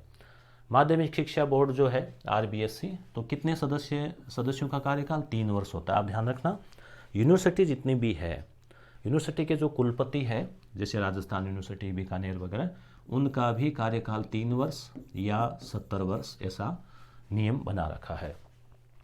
अब है कितने सदस्य सरकार जो उनको नामित करती है, कितने सदस्यों को माध्यमिक शिक्षा बोर्ड में? तो माध्यमिक शिक्षा बोर्ड में वैसे तो एक अध्यक्ष होते हैं, एक सचिव होते हैं, वो हम जब इसको पढ़ेंगे तो डिटेल पूरी पढ़ेंगे। तो कितनों को नामित करती है? तो देखो नामित करते हैं ना, तो माध्यमिक शिक्षा बोर्ड का आप ऐसे ट्रिक से याद रख लो कि बोर्ड क्लास होती है 10वीं और 12वीं। बोर्ड क्लास में अगर बच्चे पढ़ते नहीं हैं तो उनके फेल आने का खतरा रहता है। तो खतरा 17, ठीक है। तो 17 सदस्यों को नामित किया जाता है। इसी प्रकार का क्वेश्चन वापस घूमा और ये फिर यहाँ से 17, ठीक है। कौन सा कार्य माध्यमिक शिक्षा बोर्ड का नहीं है? तो नहीं है पूछा है ना। तो माध्यमिक शिक्षा बोर्ड का ये पाठ्य पुस्तकों का मुद्रण तो है नहीं। है कौन कौन से? परीक्षाएं करवाना, पाठ्यक्रम प्रदान करना और मान्यता प्रदान करना, ठीक है। अब हम अगला टॉपिक देखते हैं। यहाँ तक तो हमने क्लास 1 में देख लिया था और उसका रिवीजन कर लिया। रिवीजन से क्या है कि अब आपको वो क्लास 1 देखने की आवश्यकता नहीं पड़ेगी दोबारा। यहाँ 5-7 मिनट में शायद मेरे ख्याल से रिवीजन हो गया, जो आधे घंटा में हमने पढ़ा था। अब है उच्च अध्ययन शिक्षण संस्थान। उच्च अध्ययन तो इसको वैसे बोलते हैं IASE, यानी एडवांस स्टडीज़ के लिए जो इंस्टीट्यूट है। तो ये कहाँ कहाँ है? तो 2 जिले बताने हैं आपको। तो आप IASE को है ना ऐसे ट्रिक से याद रख सकते हो कि जैसे IAS RAS होता ना। IAS बनने के लिए कम से कम कॉलेज ज़रूरी है, तो BA तो ज़रूरी है, BA BCom BSc। तो ये ट्रिक से याद हो जाएगा, बीकानेर अजमेर, ठीक है। अगला है IASE CTE। तो ये जो संस्थान है सभी जिलों की डाइट है, तो उनको शैक्षिक मार्गदर्शन और संबलन प्रदान करने हेतु राज्य की नोडल एजेंसी कौन सी है? तो यहाँ पे देखिए डाइट का नाम आ जाता है, शैक्षिक संबल की बात आ जाती है। तो ऐसी जो संस्थान है वो SIERT है। ये 2016 में पूछा है, इसलिए इसका नाम SIERT दिया गया है। और ये क्वेश्चन अगर अब आएगा तो यहाँ पे RSCERT नाम आएगा। जिला शिक्षा एवं प्रशिक्षण संस्थान डाइट। तो एक बार डाइट का फुल फॉर्म भी पूछ लिया गया था। निम्न में कौन सा डाइट का उद्देश्य नहीं है? तो उद्देश्य जो है वो स्कूलों में दीक्षा राइज कार्यक्रम नहीं है। पहले अब बाकी ऑप्शन देखो कि प्रारंभिक शिक्षा के सेवारत शिक्षक, यानी अभी जो नौकरी कर रहे हैं, तो उन टीचर्स की ट्रेनिंग होती है तो डाइट करवाती है। ट्रेनिंग में भी जैसे क्या है, ट्रेनिंग नाम से आपको हम ये सोचते हैं कि भाई जैसे वहाँ कोई फिजिकल एक्टिविटीज़ होती होगी। शिक्षकों का काम तो फिजिकल का तो केवल PTA वगैरह उनका होगा। यहाँ पे जैसे किस प्रकार से गुणवत्ता वगैरह बढ़ानी है और ऐसी चीज़ें बताई जाती है। क्रियात्मक अनुसंधान का कार्यक्रम संचालित करना। क्रियात्मक अनुसंधान आपको पता है ना, आप रीट में पढ़ते हैं। क्रियात्मक अनुसंधान यानी कि मान लो कोई ऐसी समस्या है प्रैक्टिकल, कोई बालक है वो फेल आ रहा है या विद्यालय से भाग रहा है, इस प्रकार की समस्याओं का रिसर्च टीचर के स्तर पर किया जाता है कि भाई क्या कारण है या और कोई समस्या है विद्यालय की। तो इस प्रकार के जो अनुसंधान कार्यक्रम है वो भी डाइट संचालित करती है, थोड़े और बड़े लेवल के मान लीजिए। शैक्षिक प्रौद्योगिकी और कार्य अनुभव के लिए कार्यशालाओं का आयोजन, कि भाई नई तकनीक आ गई, कोई नई चीज़ आ गई, शाला दर्पण शाला दर्शन को समझना है, तो ये सारे काम तो है ही। स्कूलों में जो दीक्षा राइज है ना, ये पाठ्यक्रम का काम डाइट का नहीं है। दीक्षा को हम अलग से पढ़ेंगे, पूरी डिटेल इसमें हम पढ़ेंगे। दीक्षा जो है वो एक प्रशिक्षण का एक कार्यक्रम है, एप्लीकेशन भी है, पोर्टल भी है। राजस्थान राज्य में वर्तमान में कितनी डाइट है, ये 2022 में पूछा गया अभी लास्ट वाली वैकेंसी में। तो यहाँ पे देखिए उस समय 33 जिले थे, तो 33 डाइट, यानी एक ज़िले पे एक डाइट होती है, डिस्ट्रिक्ट लेवल का है ये संस्थान। तो अब आप कहेंगे कि भाई अब 50 जिले हो गए, तो अब ऐसा प्रश्न आ जाए तो हमें 50 करके आना है क्या? 50 जिले हो गए। अभी आपने सरकार का मंतव्य भी पूरा स्पष्ट हुआ नहीं है, हालांकि जिले जो बन गए उनको शायद संभावना कम ही है कि कोई संशोधन करें। फिर भी कहा है कि हम मूल्यांकन करेंगे 6 महीने के कार्य का। तो 50 जिले तो चलो मान लीजिए बन गए, अपन उस मुद्दे पर नहीं जाते हैं, परंतु डाइट प्रत्येक जिले पे बन गई है ऐसा अभी तक आया नहीं निर्णय। तो अगर आएगा, ऐसी कोई न्यूज़ आ जाती है करंट अफेयर में, तो हम आपको अपडेट करा देंगे कि भाई बाकी नए जिलों पर भी डाइट बन गई है। कलेक्ट्रेट वगैरह का तो कलेक्टर और तो लगा दिए हैं, कलेक्ट्रेट की स्थापना भी चल रही होगी, तो डाइट बन जाएगी तो हमें 50 कर देना है, नहीं तो 33 आपको ध्यान में रखना है। अगली बात कि डाइट की स्थापना कब की गई थी? ठीक है, तो स्थापना की गई थी जून 1995 में। 95, यहाँ पर भी देखो ऑप्शन में अंतर है, 98, 96, 97, तो 95 में इसकी स्थापना की गई थी। अब प्रश्न में देखो क्या है, राजस्थान के 14 जिलों में प्रथम चरण में। अब यहाँ से एक क्वेश्चन और निकल सकता है, कि प्रथम चरण में कितने जिलों में स्थापना की गई थी। तो प्रथम चरण में 14 जिलों में स्थापना की गई थी। फिर हो सकता है दूसरे चरण में, तीसरे चरण में या एक साथ ही बाकी में हुई होगी, वो हम जब डाइट पढ़ेंगे तब और देख लेंगे। राजस्थान स्टेट ओपन स्कूल, तो ये वो है जो विद्यार्थी बार बार फेल होते हैं तो फिर यहाँ से वो 10वीं कर सकते हैं सेमेस्टर में, और वो ओपन। तो इसकी स्थापना कब की? देखो सिंपल सा क्वेश्चन आया है भैया, आपके टॉपिक दे रखा है अलग से, सीधा सीधा पूछा स्थापना कब हुई, तो 2005। तो ये भी 2005 है यहाँ पे, और वहाँ था 95, ठीक है। अब देखो 2005 ओपन, ठीक है, ओपन, इसको 6 करते तो ये बंद हो जाता, हमें थोड़ा सा इसको ओपन रखना है, ठीक है। जैसे भी आप याद रखो, ट्रिक से याद रख लेना इसको। 2005 राजस्थान राज्य पाठ्य पुस्तक मंडल, तो ये वो किताबें छापता है वो है। तो 2022 में क्या पूछा गया कि भाई ये जो पाठ्य पुस्तक मंडल है, तो मुद्रण मतलब छापना और वितरण मतलब बांटना, वितरित करना, तो ये कार्य पाठ्य पुस्तक मंडल द्वारा कौन सी कक्षाओं के लिए? तो कक्षाओं के लिए जो है 1 से 12 तक की जितनी भी किताबें हैं, तो ये पाठ्य पुस्तक मंडल ही छापता है, और सरकारी स्कूलों में 1 से 12 तक फ्री भी दी जाती है पुस्तकें। अब ये 2011 में पूछा गया, देखो कि कौन से स्तर हेतु ये जो पाठ्य पुस्तक है वो किताबें पुस्तकों के उन्नयन हेतु अनुसंधान करता है। तो वो कई बार एग्जामिनर खुद है ना, स्टूडेंट को घुमाने के चक्कर में ऑप्शन को इतना घुमा देते हैं कि फिर वो भूल जाते हैं। कई बार सत्य है नहीं है ऐसे क्वेश्चन, भूल से वो चारों ऑप्शन नहीं एक जैसे दे देते हैं, ऐसा कुछ। तो प्राथमिक, माध्यमिक, प्राथमिक, उच्च प्राथमिक, माध्यमिक, उच्चतर, उच्च माध्यमिक, तो चारों ही ऑप्शन यहाँ पे नहीं होंगे, स्टार इसके लगा हुआ है। यानी कहने का मतलब ये है कि भैया तो प्राथमिक से लेके और उच्च माध्यमिक तक जो है करता है, तो यहाँ प्राथमिक और उच्च प्राथमिक दे दिया, तो इस हिसाब से कोई ऑप्शन इसमें सही नहीं हुआ। 2011 से मुझे याद आ रहा है कि 2011 में पहली बार फर्स्ट ग्रेड की ये जो सिलेबस है ना, इसमें स्वामी विवेकानंद, बाल गंगाधर तिलक और इतिहास, विज्ञान, गणित, ये जो सारा भी जो चल रहा है फॉर्मेट, 2010 में तो इंटरव्यू बेस्ड होता था फर्स्ट ग्रेड, 2011 में इंटरव्यू हटा दिया था। तो ऐसा आया था कि भाई 75 क्वेश्चन का एक पेपर होगा और उसका ये सिलेबस रहेगा। तो उस समय मैं सर्विस लगा हुआ नहीं था, बेरोजगार था, पर हम कोचिंग चलाते थे। तो हमने फर्स्ट ग्रेड का बैच भी कैसे कि हमारे जो साथ वाले जो गुरुजन थे जो प्राइवेट स्कूल में पढ़ाते थे, तो उन्होंने कहा कि आप जीके वीके पढ़ाते हो, आपका जीके राजस्थान जीके वगैरह हमारा वीक है, तो आप हमें तैयार करवा दो।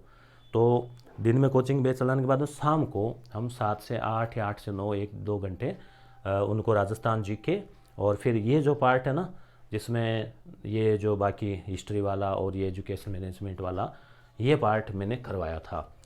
10-15 लोग थे, उनमें से 10-12 थे, उनमें से एक सेलेक्ट भी हुए थे। हालांकि वो ऐसा नहीं है कि मैंने पढ़ाया तो हुए, वो सेलेक्ट तो उनके कॉमर्स सब्जेक्ट भी अच्छा था, और जीके फिर थोड़ा इधर हमारे साथ तैयार हो गया उनका। तो इस प्रकार से उस समय क्या वो कॉमर्स के लिए ही भर्ती आई थी। फिर 13 में मैं सेकंड ग्रेड लग गया था, और फिर 13 या 14 में एक भर्ती और आई थी फर्स्ट ग्रेड की, उसमें हिस्ट्री के 212 पोस्ट थी। तो थोड़ा नई नई नौकरी लगी थी और थोड़े बहुत ऐसे लगे हुए थे साथ में ही पढ़ाने, और मैं तो ज़्यादा गौर किया नहीं, ठीक ठाक तैयारी की, एवरेज सी तैयारी की। तो उसमें मैं वेटिंग में रह गया था 50वें नंबर पे। 2-1 क्वेश्चन और सही हो जाते तो उसमें हो जाता। फिर 15 वाली जो भर्ती आई उसमें फिर थोड़ा सा अच्छे से जोर लगाया कि भाई सेकंड ग्रेड के बजाय फर्स्ट ग्रेड में लगना है, तो फिर उसमें अच्छी रैंक के साथ में सिलेक्शन हो गया। तो ऐसा ही की हुई। तो मैं ये तो करवाता ही आ रहा हूँ हर भर्ती में, या तो पढ़ाते आ रहे हैं, या खुद पढ़ा है, और या फिर ऑनलाइन पढ़ाया है।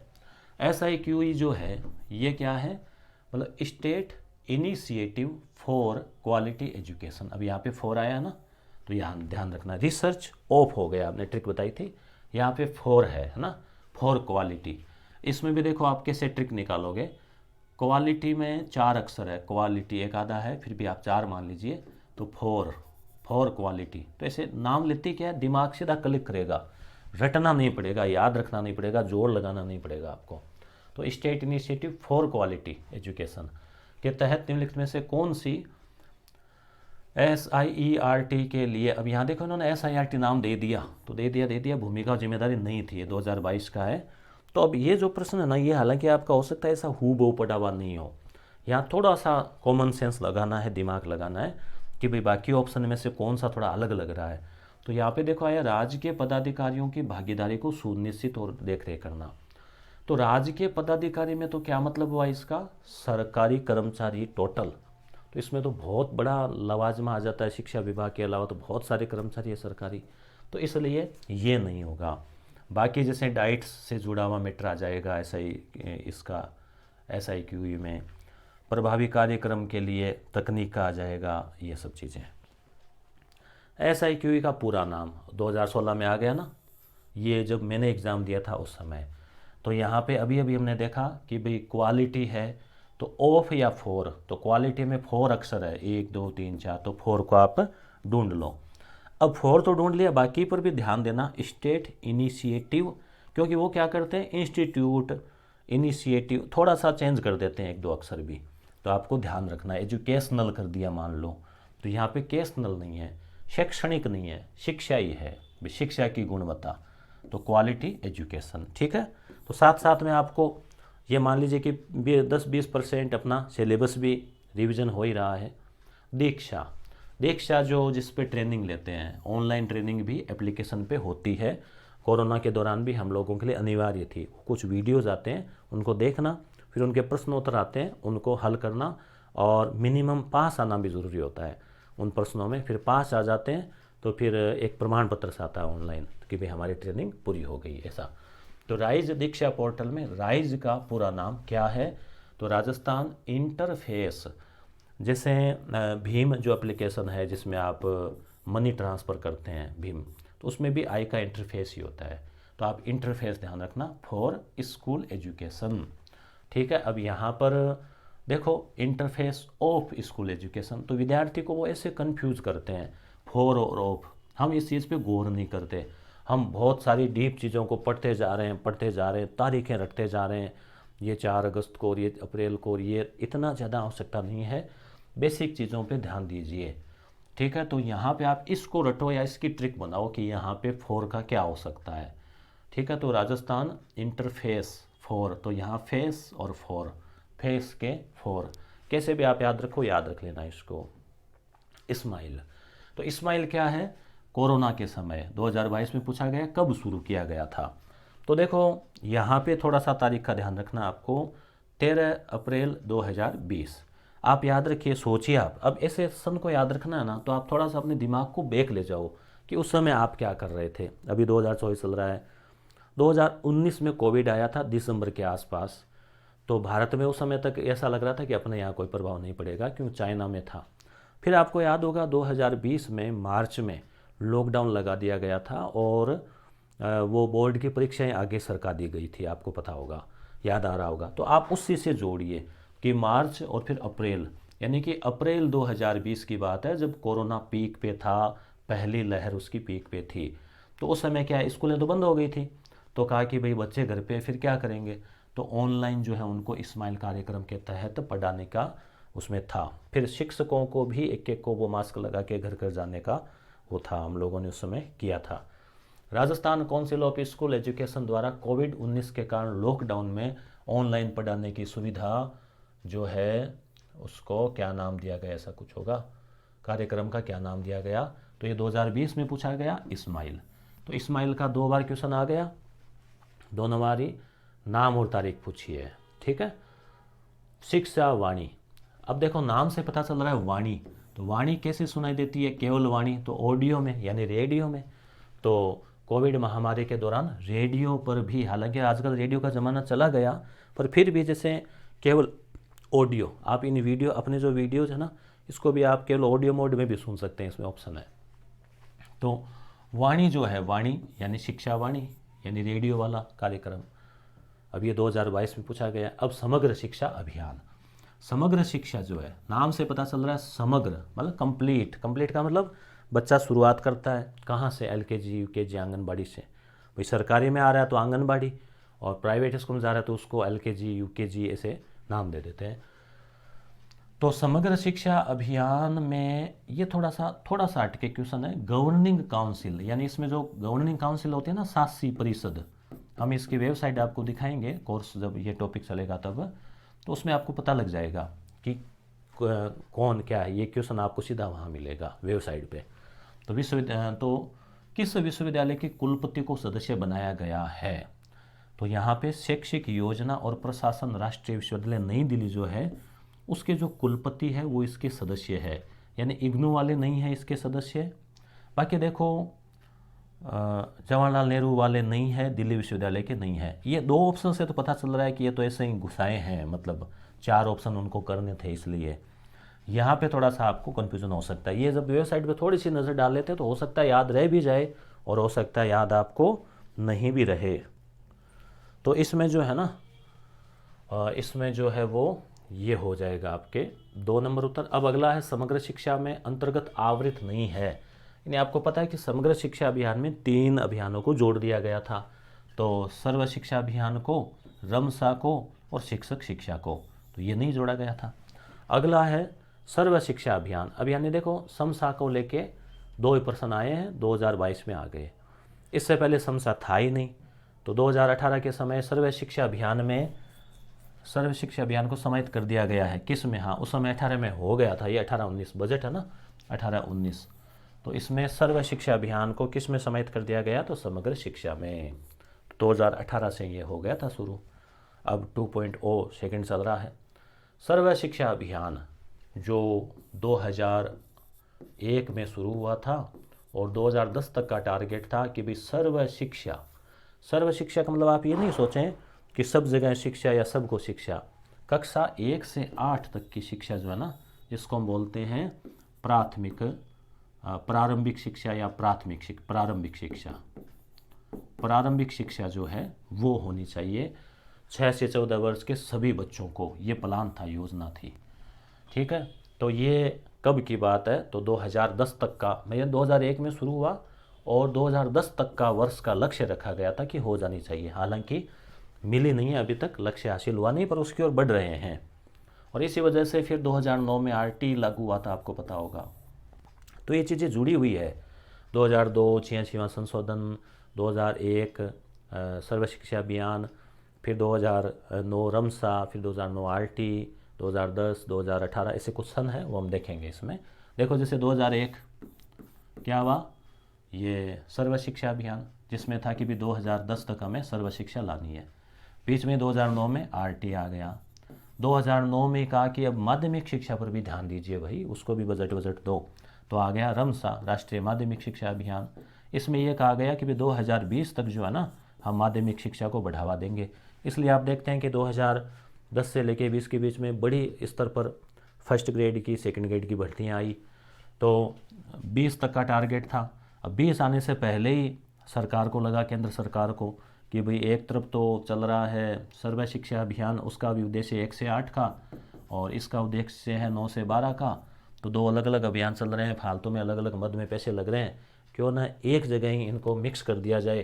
भाई 1 से लेके, 1 से क्या, शुरुआत से 3 साल यानी LKG UKG से लेके, यानी शुरू से लेके पूर्व प्राथमिक से लेके और 12वीं तक, पूर्व प्राथमिक से लेके 12वीं तक की शिक्षा को क्यों ना एक ही कर दें, और एक करके और पूरे अभियान का नाम ही दे दें समग्र शिक्षा अभियान। समग्र नाम से पता चल रहा है कंप्लीट, होल। तो वो भारतीय राष्ट्रीय माध्यमिक शिक्षा अभियान रमसा को किस वर्ष आरंभ किया गया? तो 2009 में रमसा आरंभ किया गया। ये पूछा गया 18 में। अब है सर्व शिक्षा अभियान। देखो सर्व शिक्षा यह है 1 से 8 नाम लेते, और रमसा माध्यमिक 9 से 12, ठीक है। तो भारत के संशोधन द्वारा अनिवार्य किया गया। तो ये एक एजुकेशन से जुड़ा हुआ बड़ा संशोधन था, 86वां। याद आ रहा है आपको? इसमें अटल बिहारी वाजपेयी जी उस समय प्रधानमंत्री थे और 2002 में ये संशोधन किया गया था। आप याद रखें 2002। इसमें क्या था कि एक तो अनुच्छेद जो 21 है, अपना जीने का अधिकार है, उसी में एक अधिकार दिया गया क्या में कि भाई हर जो 6 से लेके और 14 वर्ष का बालक है उसको क्या है, जैसे शिक्षा प्राप्त करने का मूल अधिकार है। तो शिक्षा को एक तरह से मूल अधिकार जो है वो बना दिया गया था। दूसरी चीज़ इसमें ये दी गई थी कि 51 क के तहत एक कर्तव्य जोड़ा गया था 11वां, जिसमें यह कहा गया था कि प्रत्येक माता पिता और अभिभावक का दायित्व भी है कि वो 6 से लेकर 14 वर्ष के जो बच्चे हैं उनको शिक्षा दिलाएं, काम पे न भेजें। और बाल शोषण में भी आता है छोटे बच्चों को भेजना। और नीति निर्देशक तत्व जो है अनुच्छेद 45, उसमें ये बात देश जब संविधान लागू हुआ था तब कहा था कि भाई हम उम्मीद करते हैं कि भाई सरकार जो है वो अगले 10 वर्ष के भीतर 1950 में ये लिख दिया गया था अनुच्छेद 45 में कि आने वाले 10 वर्ष के भीतर सरकार ये प्रयास करेगी कि 6 से 14 वर्ष के जो बच्चे हैं उनको निःशुल्क शिक्षा उपलब्ध करवाई जाएगी। पर अब सरकार के पास देखो संसाधन बने नहीं, टाइम लग गया इसे करते करते। राष्ट्रीय माध्यमिक शिक्षा अभियान का उद्देश्य नहीं है, क्या उद्देश्य नहीं है?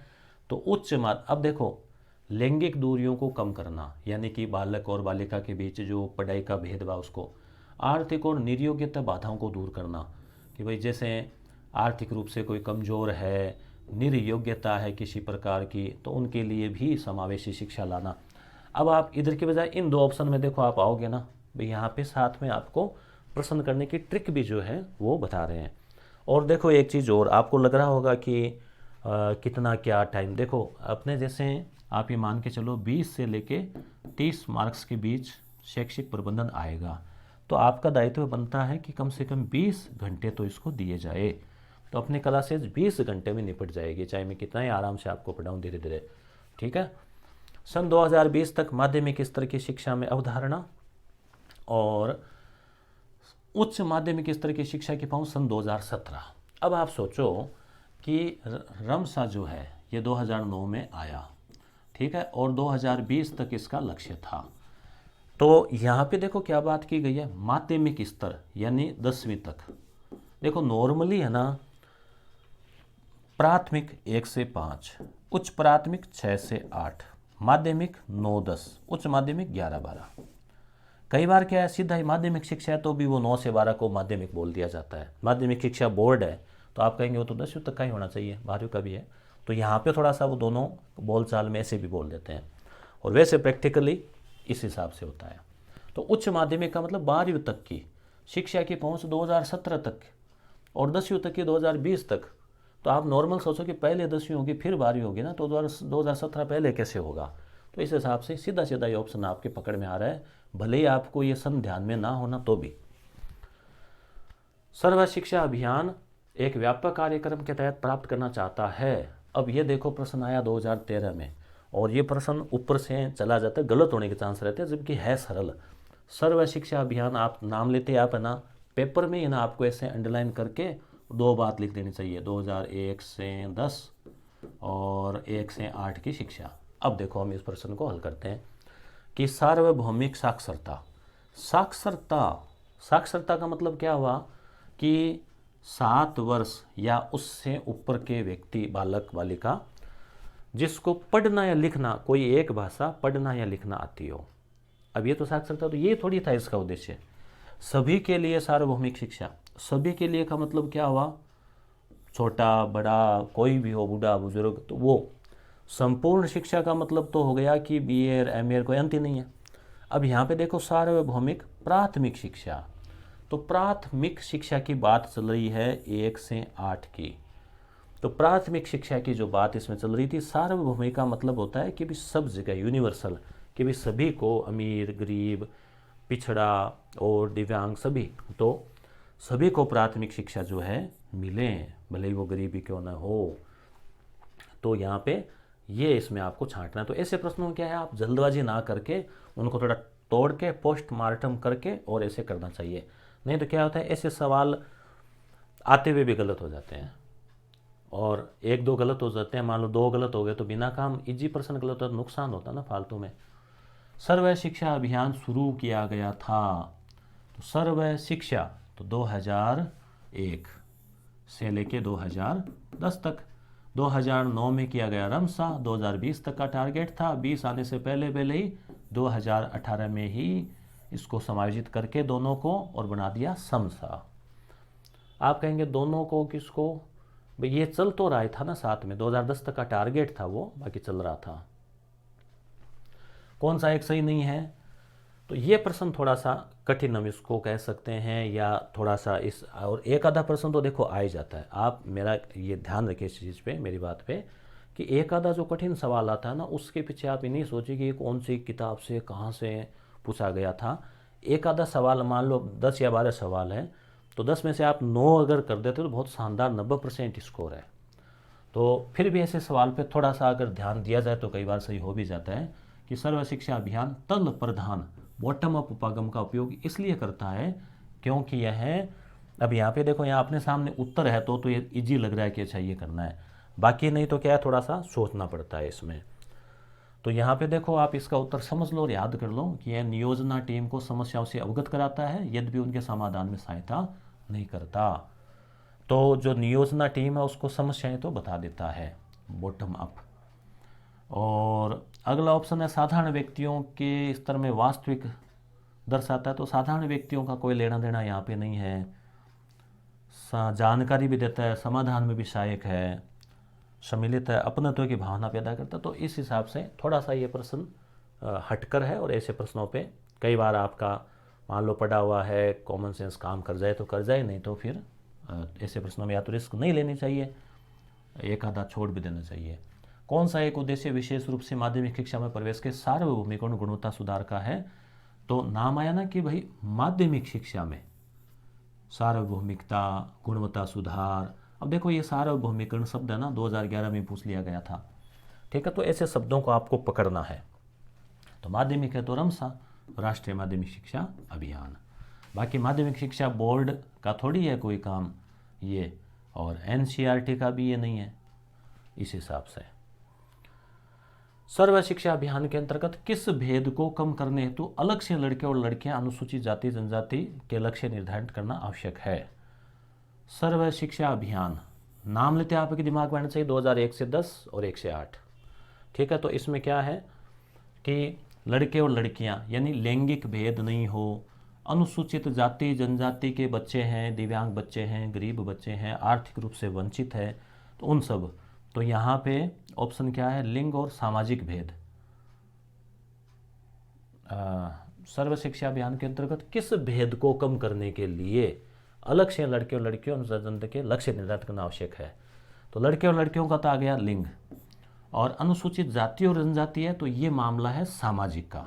आर्थिक का अगर ये शब्द और होता कि जो गरीब बच्चे हैं, आर्थिक रूप से वंचित है, तब आर्थिक भी शब्द आगे आ जाता। यहाँ वो बात आई नहीं है। सामाजिक का मतलब समाज के अंदर जो जातिगत कई बार हमें अपने को थोड़ा सा भेद देखने को मिलता है, तो उसको कम करने का प्रयास रहता है गवर्नमेंट का। तो लिंग और सामाजिक भेद जो इसका उत्तर हो जाएगा। अब है शिक्षा का अधिकार अधिनियम। अब आगे जितने भी इसमें क्वेश्चन है वो आरटीई से पूछे गए हैं। आरटी अपने आप में एक आपके थर्ड यूनिट के रूप में है, और आरटी के निश्चित रूप से जैसे अगर हम बात करें तो 2022 में देखिए लगभग 6-7 सवाल, 4-5 सवाल आए हैं ना, 2020 यानी कि 7 सवाल आए हैं आरटी के। तो इसलिए ये अपने आप में एक अलग यूनिट है। तो इसका हम PYQ क्लास 3 में हम इसको देखेंगे। धन्यवाद। नमस्कार मित्रों, PYQ क्लास 3 में आपका स्वागत है।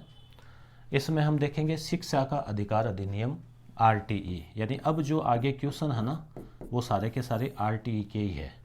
और RTE वाला टॉपिक तो शुरू से रहा है, महत्वपूर्ण भी है, क्योंकि शिक्षा के मामले में आप शिक्षक बन रहे हैं और RTE की जानकारी नहीं है तो ऐसा जो है वो उम्मीद करते नहीं है कि शिक्षक को इसकी जानकारी नहीं हो।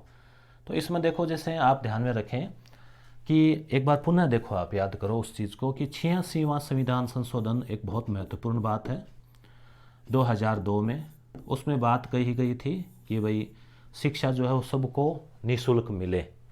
6 से 14 वर्ष के बच्चे, उनको माता पिता का भी ये कर्तव्य बनाया गया और बालक का ये अधिकार बनाया गया। दो चीज़, माता पिता का कर्तव्य और बालक का अधिकार। तो इस बात को केवल अधिकार और कर्तव्य से भी चल नहीं रहा था काम, तो कहा कि क्यों ना कानून बना दिया जाए। कानून आपको पता ही है, जैसे नरेगा में रोजगार का कानून बनाया गया, ठीक है। खाद्य सुरक्षा में 2013 में कानून बनाया गया।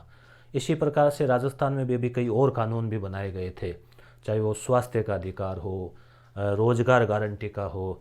तो ऐसे करके इसको कानून बनाया गया 2009 में। तो 2009 सन याद रखें। एक तो 2009 में रमसा भी लागू हुआ था, ठीक है, राष्ट्रीय माध्यमिक शिक्षा अभियान।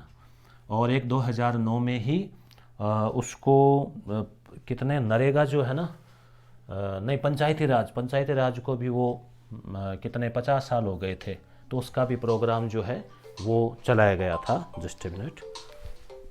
और उसके अलावा हम बात करें ऐसे कि आरटी की बात है तो 2009 में ये कानून लाया गया, ठीक है।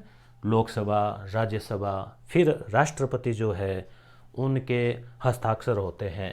तो ज़्यादातर जो कानून बनते हैं ना, वो उनमें कानून में तो चलता है जैसे आरटी 2009 और लागू हुआ 2010 में। तो ये आप ध्यान रखना, जैसे बाल विवाह कानून है हरविलास शारदा के टाइम का, 1929 बोलते हैं, लागू हुआ 1930 में। नरेगा है, नरेगा एक्ट 2005, लागू हुआ 2006 में। तो आप ज़्यादातर ध्यान रखना कि ज़्यादातर जो कानून है ना, वो लगभग अगले साल जो है वो उसमें लागू होते हैं, हो जाता है, मतलब साल भर तो उसमें हो ही जाता है ऐसा होते होते। तो यहाँ पर आपको याद रखने लायक मेन बात यही है कि आरटी 2009 कानून का नाम है, लागू भारत में 2010 में हुआ, और राज्यों में लागू होते होते थोड़ा टाइम हो ही जाता है। जैसे एनईपी है, नेशनल एजुकेशन पॉलिसी 2020 में बन गई थी, परंतु राजस्थान में भी लागू नहीं हुई है। तो ऐसे ही इसको राज्यों को लागू करने का कहा गया था यथाशीघ्र, तो राजस्थान में ये लागू हुआ 2011 में। तो 9, 10, 11 आरटी 2009 कानून बनना शुरू हुआ, 2010 में लागू हुआ, 2011 में राजस्थान में लागू हुआ, ठीक है। अब आरटी को पढ़ने से पहले हम पहले वाला रिवीजन करेंगे। आप ये कतई मत सोचना कि समय जो है वो फालतू में जाया हो रहा है, मेरे ख्याल से 5 मिनट में हम देख लेंगे। और ये भी आप ध्यान रखें, ये जो हम 100 क्वेश्चन लगभग PYQ देख रहे हैं, आने वाले एग्जाम में आपको लगभग 3 क्वेश्चन तो इन 100 में से मिल जाएंगे, जो 12-15 सवाल आने हैं बहुत शॉर्ट में। सर्व शिक्षा अभियान नाम लेते आपके दिमाग में आना चाहिए, 2001 में शुरू हुआ, 2010 तक का लक्ष्य था। सर्व शिक्षा का मतलब कि कक्षा 1 से 8 तक सार्वभौमिक प्राथमिक शिक्षा, ठीक है। तो भेद कम करने के लिए लड़के और लड़कियां यानी लिंग, और अनुसूचित जाति जनजाति नाम आ रहा है मतलब सामाजिक, ठीक है। अगली बात, किस उद्देश्य से माध्यमिक शिक्षा, यानी मैं क्वेश्चन बोलते ही ना आपके दिमाग में उत्तर आ जाना चाहिए कि माध्यमिक शिक्षा की बात आ रही है तो रमसा, तो राष्ट्रीय माध्यमिक शिक्षा अभियान। अब रमसा की बात आए तो 2009 में शुरू हुआ, 2020 तक का टारगेट था कि माध्यमिक शिक्षा भी सबको मिल जाए 12वीं तक की, 9 से 12, परंतु 2018 में ही क्या कर दिया गया था, रमसा को समसा में मिला दिया गया था, ठीक है। अगली बात, निम्न से कौन सा एक सही नहीं है। आप ये जो वीडियो है ना, इनको तो केवल आपको आराम से सुनना है, दिमाग में बिठाना है, मेमोरी में आपको चीज़ों को सेट करना है, लिखने वाला यहाँ कुछ नहीं है। आप चाहो तो इसका प्रिंट आउट निकाल लेना, PDF डाउनलोड होके आपके मोबाइल में आ जाएगी, तो आप चाहो ना तो इसका प्रिंट आउट भी ले लेना। 10 पेज की PDF है ये, दोनों साइड से मिला करी। सर्व शिक्षा अभियान में तल प्रधान उपागम, ये थोड़ा सा जटिल क्वेश्चन था, तो इसमें आपको ये ध्यान रखना कि समस्याओं से अवगत कराता है मगर समाधान में सहायता नहीं करता, तो ये थोड़ा सा आप दिमाग में रखना। ऐसे से सर्व शिक्षा अभियान शुरू किया गया तो 2001, टारगेट कब तक का था, 2010 तक का था सबको शिक्षा देना। तो हम ऐसे विपरीत क्रम में चल रहे हैं। अगला है SSA व्यापक कार्यक्रम, तो सार्वभौमिक प्राथमिक शिक्षा। अगला है राष्ट्रीय माध्यमिक शिक्षा अभियान रमसा, तो रमसा का उद्देश्य नहीं है, तो ये तो है, ये भी है, 2020 तक का भी है, 2017 वाला नहीं है इसका। ये 6वां संशोधन है 2002, आपको याद रखना है, यहाँ पे एक ही संशोधन। एक तो अनुच्छेद 45 याद रखना है, जो कि नीति निदेशक तत्व का है कि भाई 6 से 14 वर्ष के जो बच्चे हैं उनको शिक्षा दें राज्य सरकार 10 साल के अंतर्गत, परंतु टाइम निकल गया, हुआ नहीं। तो 2002 में कानून बनाया गया जिसमें अनुच्छेद 121 क याद रखें, मूल अधिकार बनाया गया, और 51 क में 11वां कर्तव्य जोड़ा गया। ये चीज़ें देखो बार बार रिपीट में इसलिए करवा रहा हूँ, 2-2, 3-3 बार रिपीट होगा ना, तो ये चीज़ें आपको फिर एकदम नॉर्मल लगने लगेगी। रमसा जो है किस वर्ष आरंभ किया गया, रमसा तो 2009, और 2020 तक का टारगेट था, 18 में इसको फिर बीच में ही शामिल कर दिया गया। 6 से 14, ये भी आप याद रखना, 6 दूनी 12 प्लस 2 14, 6 से 14, ठीक है। तो 2010 सर्व शिक्षा अभियान है ना लक्ष्य, तो बस सर्व शिक्षा अभियान में आपको 2 सन याद रखने हैं, 2 से 1 से 10, रमसा में 9 से 20 और फिर 1 18 9 दूनी 18। ठीक है, इधर वाला रिपीट हो गया। अगला पेज देखते हैं।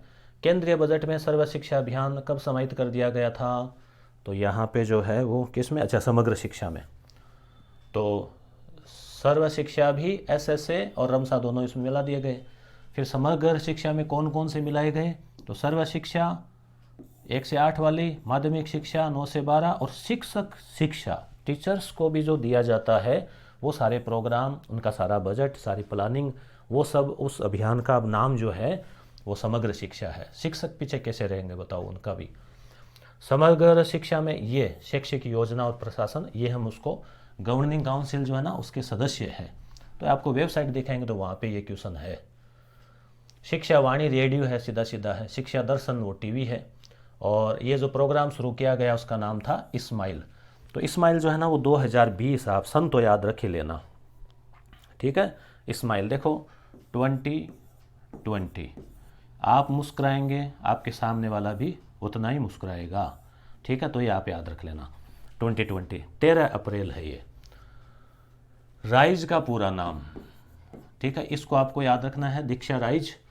तो राजस्थान इंटरफेस, ठीक है, इंटरफेस फॉर स्कूल एजुकेशन, यहाँ पर भी फॉर है, ऑफ नहीं है। और एजुकेशन नहीं है, एजुकेटर्स है, एजुकेटर्स शिक्षक, ठीक है। तो आप फॉर एजुकेटर्स याद रख लो, या फिर इंटरफेस फॉर याद रख लो, यहाँ पर फेस यहाँ फॉर, या फिर राइज में 4 अक्षर है तो इसमें फॉर आएगा, ऑफ नहीं आएगा।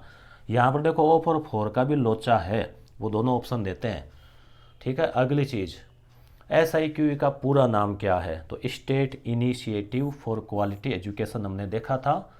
और अगला जो क्वेश्चन था SIQE का, उसमें था राजकीय पदाधिकारियों वाला, ये इसका नहीं है भूमिका, क्यों सारे ही इसमें आ गए ना इसलिए, ठीक है। और इसमें था ये तो डिलीट था। और ये जो पाठ्य पुस्तक मंडल है 1 से 12 के लिए किताबें बनाता है। स्टेट ओपन स्कूल, मैंने कहा था ओपन, तो 2005 में 5 थोड़ा सा ओपन रहेगा, 6 में तो ये मिक्स हो जाता है, स्ट्रिक्ट से आप याद रख सकते हो ओपन, तो 2005, ठीक है। और भी आप कोई ट्रिक लगा जोड़ थोड़ा लगा सकते हो। डाइट, तो डाइट की स्थापना 1995 है, जून 1995। शुरुआत में 14 जिलों में, अब 33 जिलों में हो गई थी। अब 50 जिलों की अगर बात आती है तो आपको और बता देंगे, अपडेट करवा देंगे।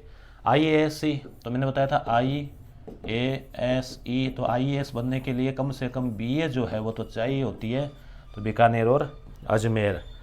और SIRT, अब जो SCERT है वो ये एक ऐसी संस्था है, वो सबको मार्गदर्शन राज्य की सरकारों को देती है। तो ये अपना रिवीजन हो गया, ये इससे पहले हमने देख ही रखा है, ठीक है। अब हम चलते हैं वापस अपने उस पे। तो देखो 5-6 मिनट लगे हैं, ठीक है। अब इससे आपके 30 क्वेश्चन रिवीजन हो गए। टिप्स पे याद होता है ना, अंगुलियों पे, तो ऐसे होता है, पहले दिन पढ़ लो, अगले दिन उसका रिवीजन कर लो। पहले दिन आपने 1 घंटा पढ़ा, उसका रिवीजन अगले 5-7 मिनट में हो जाता है अगले दिन। तो RTE दिनांक और वर्ष को लागू किया गया। कौन सी दिनांक और वर्ष को? तो यहाँ पे 1 अप्रैल 2010।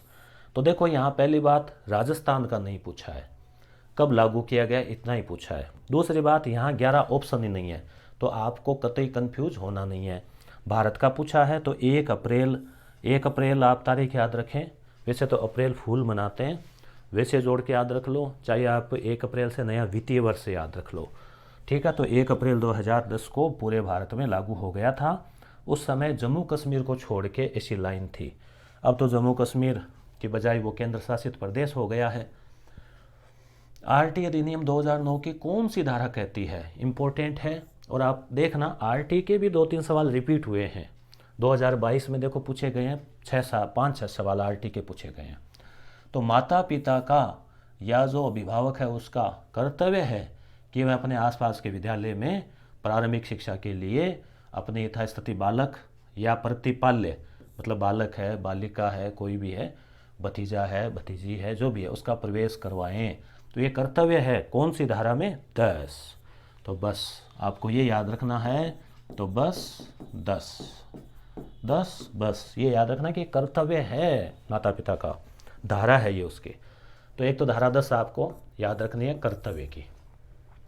पहली से 5वीं कक्षा के लिए यदि कोई एक कक्षा में 61 से 90 के बीच छात्र है तो 61 होते ही बढ़ जाते हैं ना, तो कितने हो जाते हैं 6 और 3 9, 3 का अंतर है ना, तो सीधा सीधा फार्मूला याद रख लो 3। ठीक है, फिर आगे हो जाएंगे 4 30 बढ़ते ही, फिर आगे हो जाएंगे 5 30 बढ़ते ही, फिर एक हेडमास्टर जी और आ जाएंगे। आरटी 2009 की धारा 25 किससे संबंधित है, तो छात्र शिक्षक अनुपात। अब देखो 2022 में पहले तो ये पूछ लिया कि भाई अनुपात कितना है, फिर ये अनुपात कौन सी धारा में है, तो प्रश्न एकदम सीक्वेंस से पेपर बनाने वाला ऐसे लाइन टू लाइन चल रहा है कि चलो एक ये बना देते हैं एक ये बना देते हैं, तो ये हो गया। तो ज़्यादा कोई कठिन सवाल नहीं है। 25 में क्या है, अनुपात है, आप ऐसे याद रख सकते हो 25 का अनुपात, 25 का अनुपात है, जो भी आप रखो। 21A, अनुच्छेद 21A आपको याद आ रहा है, अपना जो मूल अधिकार है उसमें 21 के तहत ए या क, एक ही बात है, ए कह दो या क कह दो, ये जोड़ा गया था 86वें संशोधन में। तो किस आयु वर्ग के बच्चों को मुफ्त और अनिवार्य शिक्षा का अधिकार दिया गया, तो ये 6 से 14 आपको आयु याद रखनी है। निःशुल्क और अनिवार्य बाल शिक्षा का अधिकार अधिनियम 2009, इसकी धारा है 29, उसकी उपधारा है 1 द्वारा प्रदत्त शब्दों का प्रयोग करते हुए केंद्र सरकार द्वारा किस संस्था को प्रारंभिक शिक्षा के लिए पाठ्यचर्या, एक तो पूछा है देखो केंद्र सरकार का और पाठ्यचर्या का पूछा है, तो कौन सी संस्था है केंद्र सरकार की, तो ये तो सब वही है, शुरू से ही है, पहले भी थी यही है।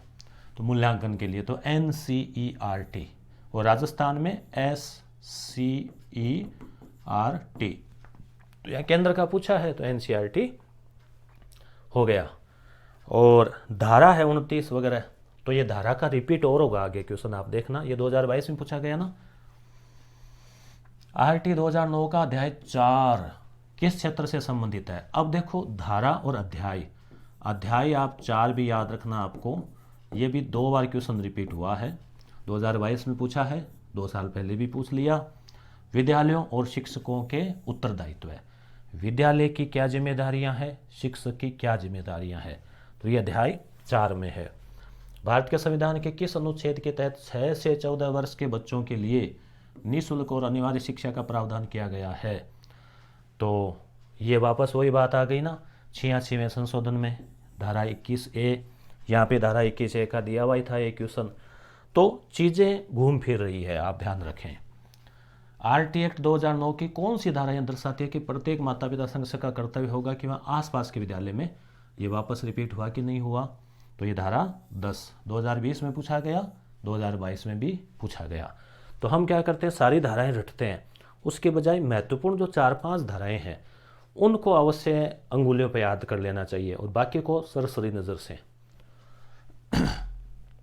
अब RT एक्ट नियमों का सही नाम है, 2020 में पूछा है कि राजस्थान में क्या नाम है इसका, तो राजस्थान में 2009 10 11 बताओ, 9 में तो RT का पूरा नाम है 9, 10 में भारत में लागू हुआ था और राजस्थान में तो 11 में लागू हुआ था, तो राजस्थान में ये नाम है इसका, राजस्थान निःशुल्क और अनिवार्य शिक्षा अधिकार 2011। ठीक है, शिक्षा का अधिकार कानून 2009 के अनुसार यदि कोई बालक कोई विद्यालय कैपिटेशन शुल्क लेता है, कोई फीस ले लेता है बालक से, तो उसके लिए दंड है, क्या है कितना है, तो 10 गुना है, दिए गए प्रति व्यक्ति शुल्क के 10 गुना। मान लीजिए किसी विद्यालय ने 200 रुपये ले लिए तो 2000 रुपये का दंड उसके लगेगा, वो शिकायत करता है पता चल जाता है तो यहाँ 10 गुना है, और वहाँ हमने धारा 10 याद रखी थी कर्तव्य माता पिता का, धारा 25 अनुपात था, याद हो गया, 2 धाराएं आपको याद हो गई साथ साथ ही PYQ के साथ साथ। कौन सा अधिकार कानून 2009 के संदर्भ में सही नहीं है, तो B। देखो पहला है इसका भाग 17 में क्या है, खतरा है, कैसा खतरा है कि अगर आप बच्चों को दंड देते हैं तो फिर आपकी नौकरी खतरे में है, तो बच्चों को किसी प्रकार की कोई सजा मानसिक शारीरिक नहीं देनी है, तो 17। धारा भाग 21 में विद्यालय प्रबंधन समिति जो SMC होती है, स्कूल मैनेजमेंट कमेटी, तो उसका उल्लेख है। भाग 28 में शिक्षकों के निजी ट्यूशन को निषिद्ध करता है कि जो बच्चों को आप स्कूल में पढ़ा रहे हैं उनको आप निजी ट्यूशन नहीं करवाएंगे। तो ये तो तीनों सही है, ये वाला सही नहीं है, प्रति व्यक्ति शुल्क संग्रहण का निषेध करता है। एसएमसी और एसडीएमसी का अंतर मैं आपको बता दूं कि कक्षा 1 से 8 तक जो विद्यालय है उसका प्रबंधन करने के लिए स्कूल में गुरुजी है, प्रधानाचार्य है, प्रधानाध्यापक है और शिक्षक है। उसके साथ ही साथ गांव वाले जो अभिभावक है, जो बच्चे पढ़ रहे हैं उनके गार्जियंस, वो भी इसमें शामिल होते हैं। तो एक विद्यालय प्रबंधन समिति बनाई गई कि स्कूल मैनेजमेंट कमेटी है, वो क्या करेगी कि भाई जैसे एक तो उसका अध्यक्ष होगा, ठीक है, 1 से 8 के लिए है ये, तो एक तो अध्यक्ष होगा गांव का व्यक्ति जो है ना, ग्रामवासी उनमें से। और ग्रामवासी कौन? जो गार्जियन है। ऐसे तो गांव बहुत बड़ा होता है तो उनकी कोई बीच में ऐसे पंचायत नहीं चलेगी, जो गार्जियन है ना उसका। तो गार्जियन में से ही, यानी जो इसके एसएमसी के जो सदस्य हैं, जो गार्जियन है, उनमें से एक व्यक्ति अध्यक्ष होगा। स्कूल का जो हेड मास्टर है ना, एसएमसी में अध्यक्ष नहीं होता, वो सचिव होता है, ठीक है, और बाकी होते हैं सदस्य, ठीक है। अगली बात कि SDMC, school development and management committee, ये कक्षा 1 से 12 या 9 से 12 के जो विद्यालय हैं, 9 से 12, इनमें चलती है एसडीएमसी। देखो नाम भी बड़ा है, 4 अक्षर है, ये 3 अक्षर है, तो ये बड़ी कक्षाओं के लिए। और इसका जो अध्यक्ष है ना, वो प्रिंसिपल ही होता है, स्कूल का जो प्रधानाचार्य है वो होता है। और इसमें जो सचिव है, सचिव जो है वो भी स्कूल का ही कोई शिक्षक होता है। सदस्य गार्जियन होते हैं, ग्रामवासी होते हैं, ठीक है। अगली बात, विद्यालय प्रबंधन के लिए निम्न में से सिद्धांतों में से कौन सा सेठ समूह सबसे अधिक उपयुक्त है? भाई विद्यालय का प्रबंधन करना है, ठीक है, प्रबंधन आप जान गए ना, भी चलाना है, स्कूल को चलाना है, तो क्या ठीक रहेगा? तो यहाँ पे देखो आपको एक शब्द को पकड़ना है, सहयोग। ऐसे शब्द पॉजिटिव शब्द है ना, समानता, लचीलापन, लचीलापन, उदारता, ये जरूरी होती है चीज़ों में, और साझा मिला जुला उत्तरदायित्व है, ये ठीक है। अब इसमें अति संरचना, एक शब्द यहाँ पे दृढ़ता और यहाँ पे अति संरचना, तो ये शब्द है जो कि नेगेटिव है। अति सर्वत्र वर्जयन्ते, अति तो कहीं काम की नहीं है। दृढ़ता चलती नहीं है कि नहीं ऐसे कर दिया तो ऐसे रहेगा, ऐसा चलता नहीं है स्कूलों में। बिल्कुल गार्जियन के अनुसार, बच्चों के अनुसार जो अपने फ्लेक्सिबिलिटी होनी ज़रूरी है, तो ये ए हो जाएगा, ठीक है। ये प्रश्न आपको ऐसे कहीं मिलेगा नहीं किताबों में, बस ये है कि कॉमन सेंस के आधार पर इसको किया जाता है। जब आप चीज़ें पढ़ लेते हैं तो आपको पता चल जाता है कि जहाँ कहीं प्रजातांत्रिक ऐसे शब्द आए, लोकतांत्रिक समूह है, नेतृत्व की भावना, क्षमताएं, कौशल, संवर्धन, तो ऐसे नामों को आपको टिक करना है। 2009 के अनुसार प्रवेश प्राप्त कर कोई बालक प्रारंभिक शिक्षा पूरी करने तक निःशुल्क शिक्षा का अधिकार होगा। मतलब जो आरटी है ना, वो कहाँ कहाँ लागू होती है, कौन सी स्कूलों में? तो सरकारी विद्यालयों में केवल, या फिर सरकारी और प्राइवेट दोनों? तो देखो दोनों ही है ना, जैसे सभी प्रकार के विद्यालय। कैसे? क्योंकि आपको पता है कि निजी स्कूलों में भी 25% सीटें आरक्षित है, उनको फ्री पढ़ाना होता है। पैसे कौन देती है? सरकार देती है।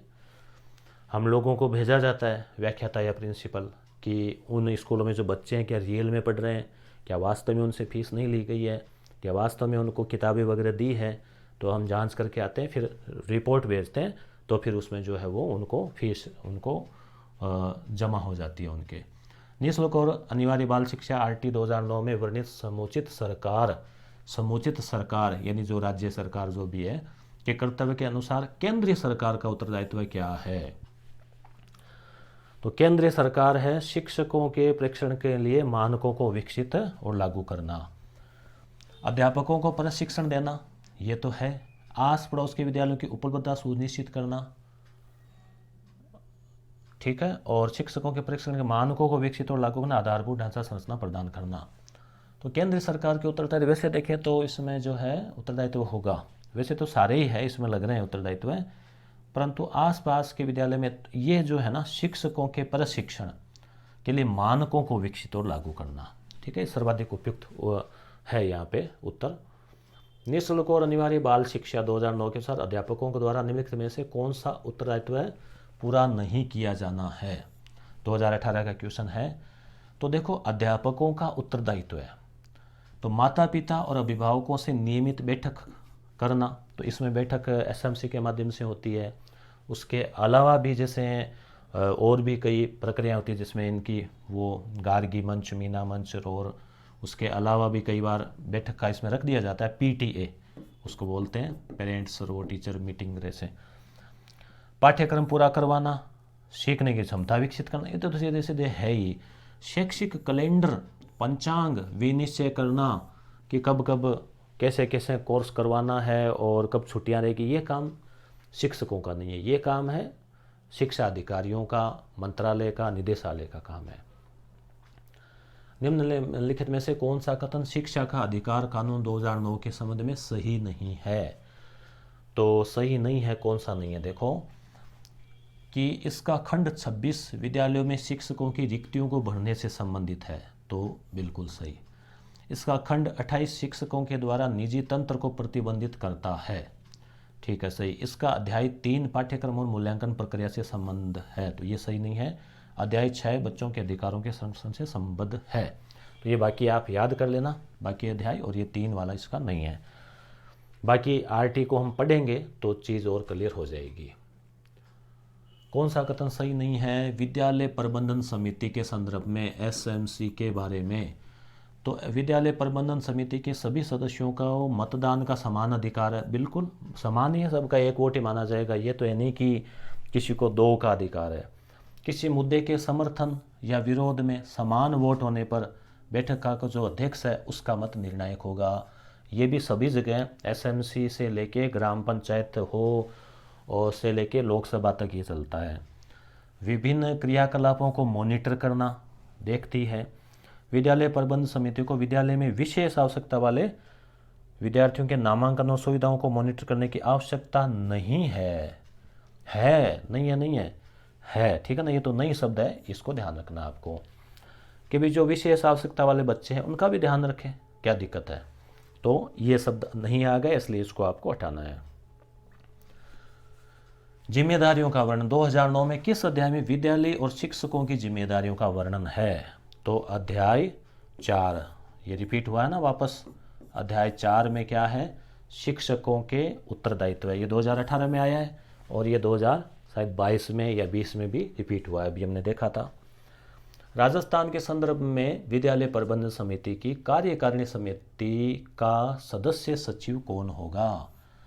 तो बताइए कौन होगा? प्रधानाचार्य या संस्था प्रधान जो होता है ना, प्रधानाचार्य हेडमास्टर बोलते हैं, तो वो जो है सचिव होता है, और अध्यक्ष जो है वो गार्जियन में से जो समिति के सदस्य है ना उनमें से होता है, ग्राम का निवासी होगा, सरकारी व्यक्ति नहीं होगा। जबकि एसडीएमसी में अध्यक्ष और सचिव दोनों ही गवर्नमेंट वाले ही होंगे, प्रिंसिपल अध्यक्ष होगा और एक टीचर जो है वो सचिव होगा। मुफ्त और अनिवार्य शिक्षा कानून 2009 के निम्नांकित में से किस भाग को बच्चों के लिए निःशुल्क और अनिवार्य शिक्षा का अधिकार कानून 2019 द्वारा संशोधित किया गया? तो मेरा खुद का अनुभव रहा है, इसमें पीओ का चार्ज रहा था मेरे पास साल 1.5 साल, तो अध्यक्ष का भी रहा है और पहले हम सचिव थे उसका भी रहा है, सदस्य का भी रहा है एसएमसी में, और फिर दूसरी विद्यालयों में मनोनीत सदस्य भी बनाते हैं एसडीएमसी में, तो वो भी बनाया हुआ रहता है आसपास के कोई विद्यालय में। तो देखो जो आरटी 2009 है ना, इसमें 2019 में कुछ संशोधन किए गए थे, तो ये आपको याद रखना, 2009-2019 10 साल बाद 9-19। तो इसमें जो संशोधन किया गया तो वो किस में किया गया था? तो भाग 16 में किया गया था, क्योंकि वो फेल वाला मामला था ना, तो उसमें कुछ संशोधन उसमें किए गए थे। शिक्षा का अधिकार अधिनियम का राजस्थान में नाम क्या है? तो ये क्वेश्चन वापस रिपीट हो गया ना, तो क्वेश्चन 3 या 4 आपने यहाँ देखा होगा रिपीट हुए हैं एग्जाम्स में, और ओवरऑल जो 100 क्वेश्चन हमने किए हैं लगभग 90-100 व्याख्या सहित, तो यहाँ से भी 3 क्वेश्चन तो लगभग रिपीट हो ही जाएंगे। तो आरटी का राजस्थान में नाम तो वो ये 2011 है, परंतु आपको केवल 2011 देखते ही सीधा नहीं करना, चारों ऑप्शन पे नज़र डालनी है कि कहीं बीच में कोई लाइन में तो गड़बड़ नहीं है। 2011 मान लो यहाँ कर दिया, हो सकता है चौथे ऑप्शन में भी 2011 दे रखा हो और यहाँ कोई लाइन में गड़बड़ कर रखी हो, तो आपको इतना नहीं, ये कोई एग्ज़ाम है, देखो भविष्य का सवाल होता है, इतने इंतज़ार से वैकेंसी आती है, फिर आप तैयारी करते हैं, फिर परीक्षा होती है। और हम कई बार क्या करते हैं कि एग्ज़ाम में एक आधे पर्सन को बिना पढ़े या कम जल्दबाजी में फटाक से उत्तर दे देते हैं। ऐसा करना नहीं है। हर पर्सन को, चाहे वो आपको आ रहा है या नहीं आ रहा है, उतनी गंभीरता से उसको लेना चाहिए, उसके उत्तर को आराम से गौर करना चाहिए। परंतु गौर करना चाहिए, परंतु डाउट भी ठीक नहीं है। कई कई बार विद्यार्थी सरल क्वेश्चन होता है तो सोचते हैं यार इतना तो क्या सरल पूछा होगा, तो ज़्यादा उसमें घूम जाते हैं। इतना भी नहीं करना है, एक नॉर्मल नज़रिया आपको रखना है। तो इसका हो गया। अगला है विद्यालय प्रबंधन समिति के बारे में सत्य नहीं है। तो क्या सत्य नहीं है? विद्यालय के पड़ोस में लोगों को बालकों के अधिकारों के विषय में सरल तरीके से बताना। तो एसएमसी का काम है कि लोगों को बताना कि देखो आप आओ, पढ़ो, फ्री आपको किताबें मिलेगी, फ्री आपको खाना मिलेगा, बच्चों को नामांकन और उपस्थिति को सुनिश्चित करना, विद्यालय में मध्याह्न भोजन का प्रबोधन कि भाई मिड डे मील में कैसा खाना बन रहा है, क्या चल रहा है, अध्यापक प्रशिक्षण की योजना तैयार करना। ये काम एसएमसी का या स्कूल का नहीं है, ये काम उच्च अधिकारियों का है, जो बड़े स्तर पे बैठे हैं, मंत्री जी के सचिव है, निदेशक महोदय है, उनका है। आरटी 2009 में अध्यापकों के लिए न्यूनतम कार्य घंटे प्रति सप्ताह वर्णित है। तो कितने घंटे जो 1 से 8 तक के जो गुरुजी है उनको सप्ताह में यानी 6 दिन उनको पढ़ाना होता है, तो कितने घंटे हैं? 45 घंटे। अब आप कहेंगे यहाँ भी 45, यहाँ भी 45, तो 45 शिक्षण के घंटे, 45 शिक्षण और तैयारी के घंटे, तो ओवरऑल 45 घंटे हैं। ठीक है, शिक्षण और तैयारी के घंटे। तो 45 में आप 6 का भाग देना, तो 7 छंग 42, यानी लगभग 7.5 घंटे जो उनका डेली का बैठता है ना, तो इस हिसाब से मतलब उनका रहता है। तो काफ़ी इसमें है, वर्क तो है। शिक्षा का अधिकार 2009 के मान और मानकों के अनुसार प्राथमिक स्तर के 200 छात्रों के लिए संख्या क्या होगी? ये 2016 में पूछा गया था, जब मैंने ये एग्ज़ाम दिया था और क्वालिफाई हुआ था, तो उस समय फिर ये डिलीट हुआ था। डिलीट क्यों हुआ कि जैसे 200 छात्रों, आपको याद होगा कि 151, यानी वो 90 से 60 तो हमने देखा ही अभी, सॉरी 60 से 90 देखा कि 30 क्या 3, फिर 90 से 120 एक और बढ़ गया, फिर 120 से 150 एक और बढ़ गया, 151 से हो तो फिर उसमें क्या है कि 5 शिक्षक और एक हेड मास्टर, इस प्रकार से नाम है, तो 6 होते हैं। तो प्रश्न बनाने वाले ने तो शिक्षकों का लिखा है, तो शिक्षकों में कईयों ने कहा कि 5 सही है, कईयों ने कहा 6 सही है, ऐसे करके शिक्षक पढ़ा तो 5 करके आया, हेड मास्टर को लिया तो 6 करके आया। फिर लोगों ने कहा कि भाई हेड मास्टर वो भी है तो शिक्षक ही ना, कोई ऐसा तो नहीं कि वो कोई अलग है, वो भी तो पढ़ाएगा, मूल रूप से शिक्षक है वो भी। तो ऐसे करके फिर कहा कि 6 होगा, तो फिर लास्ट में क्वेश्चन डिलीट करना पड़ा। तो यहाँ वैसे इसका ओवरऑल उत्तर जो है ना, वो शिक्षक अगर पूछा तो 6 शुद्ध उत्तर होना चाहिए इसका परंतु भाषा पूरी क्लियर नहीं थी।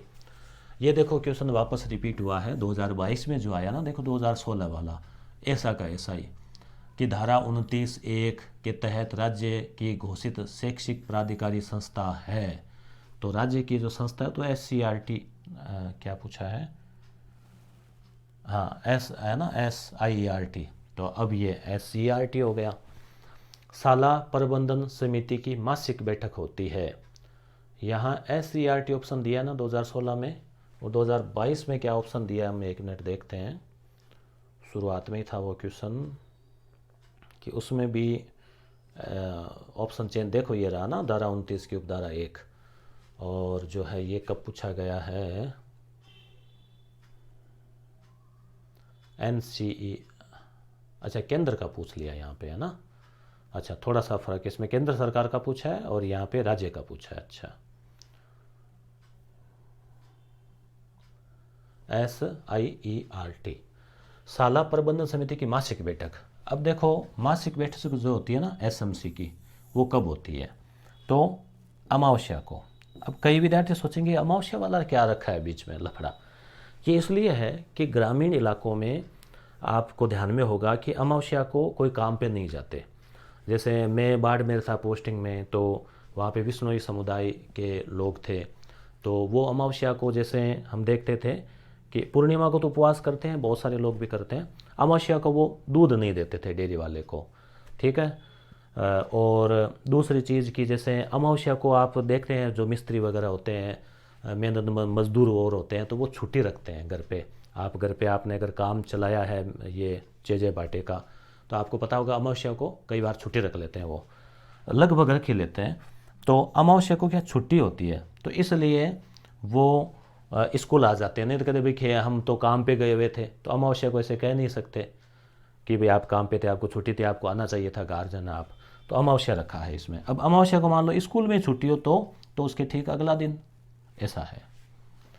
तो ये अमावस्या का इसके पीछे ये लॉजिक है, ठीक है। स्कूल प्रबंधन समिति के सदस्य होते हैं एक को छोड़कर। किसको छोड़कर? तो सीधा सा के देखो, शिक्षा मंत्री तो कहाँ होंगे हर स्कूल में सदस्य, बताओ। तो स्कूल में पढ़ने वाले छात्र छात्राओं के माता पिता अभिभावक होंगे, स्कूल में कार्यरत शिक्षक, स्थानीय पदाधिकारी, वार्ड से निर्वाचित व्यक्ति, चाहे वार्ड हो, स्कूल में कार्यरत शिक्षक भी होते हैं उसमें, सारे नहीं होते पर होते हैं, स्थानीय प्राधिकारी के अन्य समिति के कोई सदस्य। तो ये शिक्षा मंत्री साफ साफ दिख रहा है यहाँ पे। अधिनियमित किया गया लोकसभा, राज्यसभा, संसद, तो संसद है जिसमें राष्ट्रपति भी शामिल है, तो उसके द्वारा।